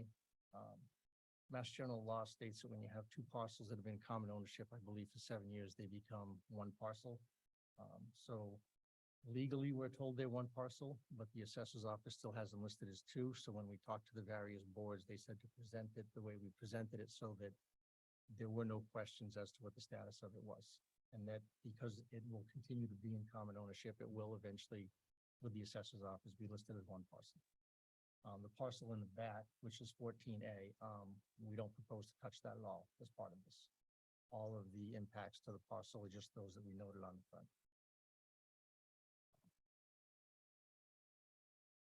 We did include a copy of the septic plan. We did include confirmation from the building commissioner on the ADA accessible features being allowed within the setback area, as well as the parking. We included identifying information from the ZBA, and I think we included the ZBA decision as part of this as well, so you can read through it. Yeah, and that's kind of it in a nutshell. I could give you more of a history about how we got here if you want it with the preschool. I'm not sure it's relevant, but I'm happy to run you all through it if you'd like. You did have the engineer look at the stormwater management. Yeah. The small amount of paving.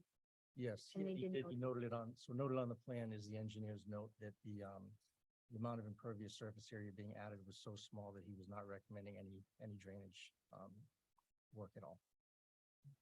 Very good. Thank you very much.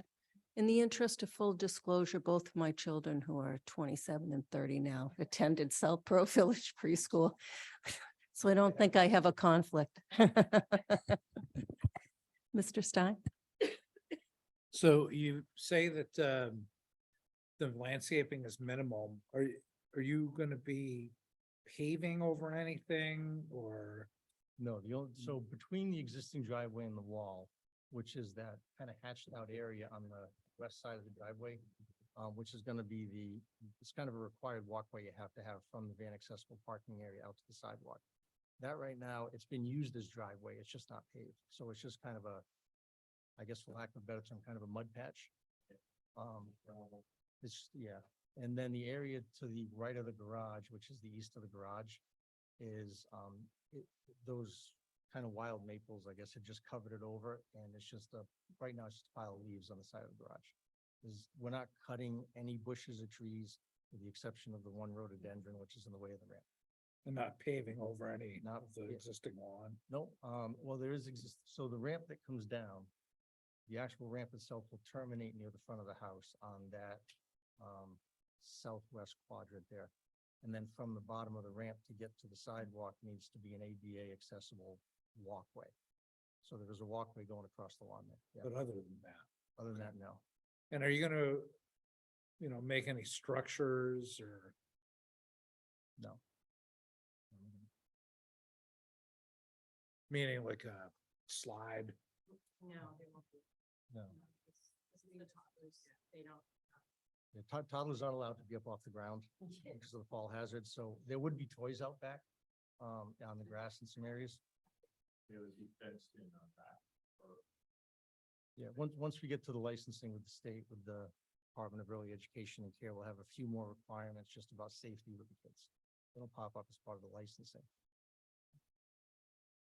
So one of the ZBA members voiced some traffic concerns. Yes. I mean, how many toddlers are we talking about as Nine. far as 9, maximum of 9 at one time. 9? So you could have 9 what time is drop off? It's 8:40. 45. 45. We give them a 15-minute window though for drop off and encourage people to use that time, so everybody's not showing up. at once. But It's 9 more children. To be honest, if we didn't have the van accessible parking space, that spot held 5 cars. Which we lose because of the van accessible parking space. You're staggering the drop-off. Yes. I think you need to. You're gonna speak need a up. microphone. Again, so with the property next door, which is the preschool, I should say, it's been there in full operation since 1960. Always a preschool, built as a preschool, and it's always operated as the same number of kids since 1960. We stagger the drop-off time at this property next door to be earlier than that, just so that the cars aren't there at the same And time. how many kids are at the, 94 are in the other school. there's 94? 90. They're only 39. Oh, at one, I'm sorry, yeah, not 94 enrolled, 39 at one time. I'm sorry. So it's 39, you're adding 9, and the drop off is staggered away from the other 39. Right. So this drop off here is earlier than the drop off next door. Okay. And then the same thing, these Okay. kids are only in here for 3 hours a day. It's, right now it's 9 to 12. They did give us 9 to 3:30 as hours with the ZBA. The classroom that's there is only there from 9 to 12 or 8:40 to 11:40. So, those kids then get picked up when there's no other cars at the other school as well. Okay. Thanks for your patience. No, just happy to be here. Ms. Houlihan. So I first want to say thank you for your patience as well. Sorry that got juggled. The second thing is this is the most thorough minor site plan submission in the fact that you've hit and crossed every T and dotted every I, at least from my perspective. I'm not the town planner, but you've obviously worked with people along the way, and that's very much appreciated. So thank you for coming prepared, and I have no questions. We did it, would have been a crayon. That would have been more fun. Mr. Maria. Well, I did get to speak with the ZBA member who had a concern when it was before them a while back. And I think was she recommending us a traffic study for you or? I'm trying to understand her concerns is all, just a little bit more. I think one of the things that came up was when people look at the property and they see the plan with the right of way, there was a lot of discussion about whether or not we could put parking in the back. And if we could, we would consider it, but we don't actually at this point have legal rights to the right of way. It's not ours, and there's nothing that gives us rights to it. So it could be something to consider in the future if we do get rights to the right of way, but it wasn't something we could present that way at this time. And that kept to come up over and over. Yeah. To clarify, do you think we do have a right to that right of way to use through established open use? Yeah. So, sure, yeah. But that was the gist of it, was when people looked at it on a plan, they kept saying, well, why don't you go up the right of way into the parking area back there? And to be honest with you, the people that owned that house before us used to park cars back there. So I think people in the neighborhood had seen that and it was in their head. Yeah, we think we do have the right to use it just through established use over the course of the 100 years that's been there, but it is not deeded. It's not a deeded access, right? So push comes to shove, we might be able to make a legal claim that we have the right to use that road, but we don't need to right now. We don't think. Is that access to a house back there? Is that what that right of way? Two houses. Two houses. Yeah, there's one that actually has frontage on that access road. And then there's another one who's kind of tucked behind 14A parcel as well. The rear butter to this parcel is the second parcel.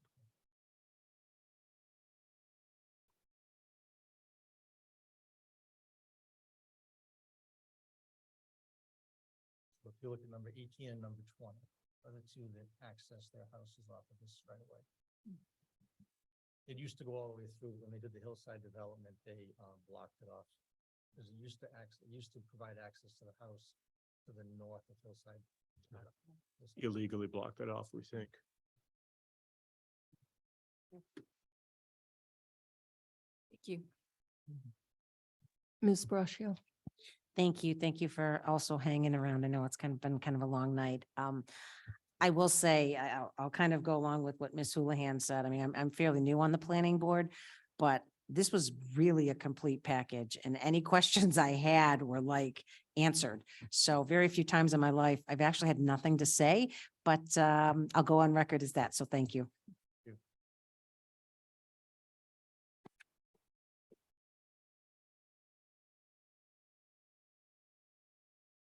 Can I say something?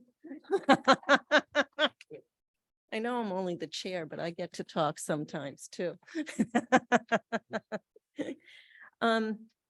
So the parking space next to the garage, can that car turn around to get out? So it has to back out onto the street? Unless there's no other cars in the driveway, I would think if it's a small enough car, you might be able to whip it around and go point out, but otherwise, yeah, it's gonna have to back out. Because if that car even backs up, it has to use the van accessible spot in order to make a turn. So, if there's nobody in that spot, they can do it. Oh, so if there's no one there, they could Yeah. turn in, okay. In the accessible walkway goes up the concrete walkway to the existing porch, is that how the wheelchair? Yeah, so basically, if you were to come in a vehicle, you would park in the driveway. The route would be that hatched area down along the driveway, across the public sidewalk, and then back up the walkway that's on the west side of the house.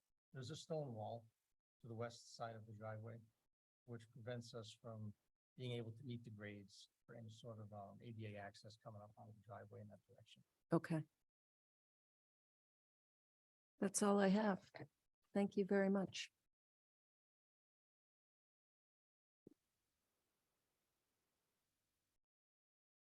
Now, Mr. Stein. Sorry about that. The motion is to approve the minor site plan for 16 East Main Street preschool.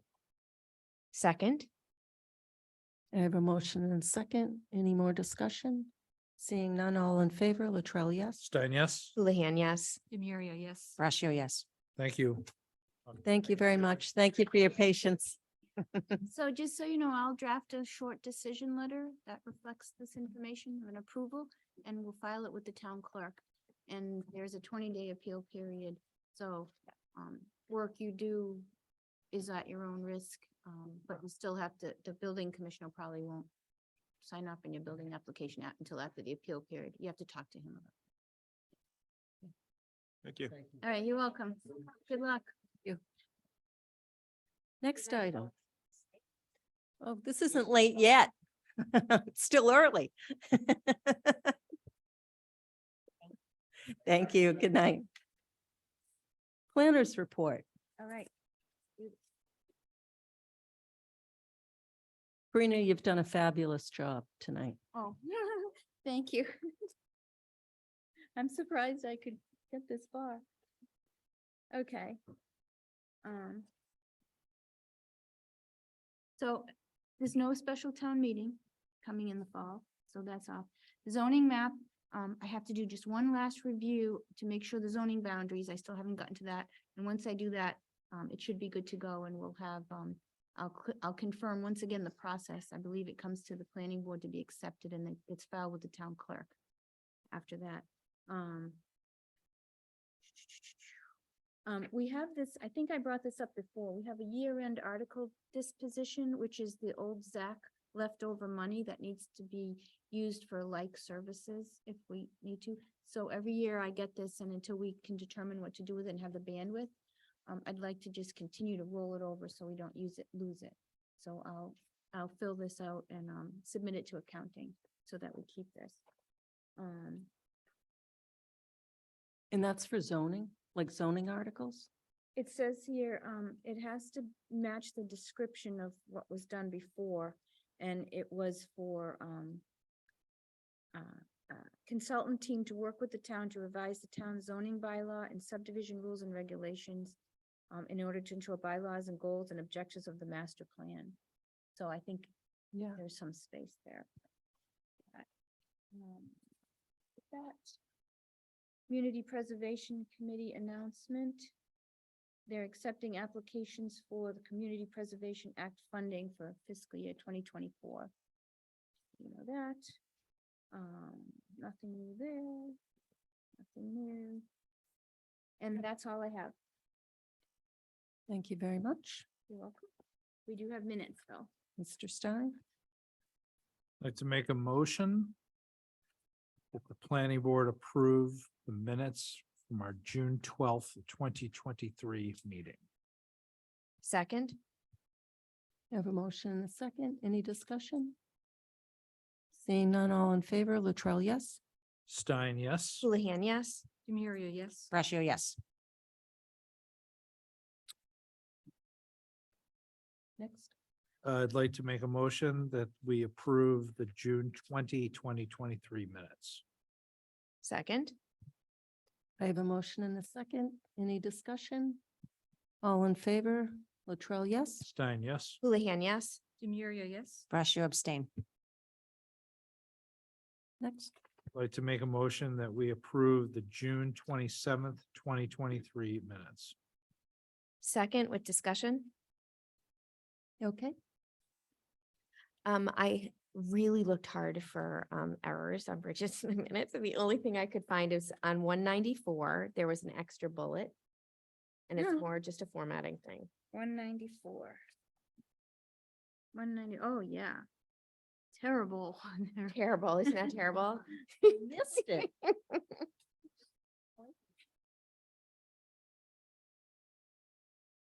Any other discussion? Seeing none. As amended, all in favor? Latrell, yes? Stein, yes. Houlihan, yes. Demiria, yes. Brashio, yes. And looks like we don't have July 10th for review yet, so we'll just make a motion to approve the minutes from the July 11th, 2023 planning board meeting. Second, I have a motion and a second. Any discussion? All in favor, Latrell, yes? Stein, yes. Houlihan, yes. Demiria, yes. Brashio, yes.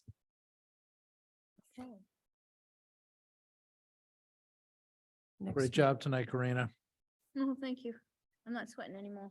Thank We'll you. have to check with Colleen and see if that Jessie Wall is set up so we would miss her. Interesting theory. I'll let IT know tomorrow. 'Cause that was like, yeah, I thought it was like just a slip. that was bad. And then he. That was terrible. Do I have a motion to adjourn? So moved. Second, All in favor, Latrell, yes? Stein, yes. Houlihan, yes. Demiria, yes. Brashio, yes. Yeah, that's the first time. Yeah. Yeah. You're not leaving, Lisa.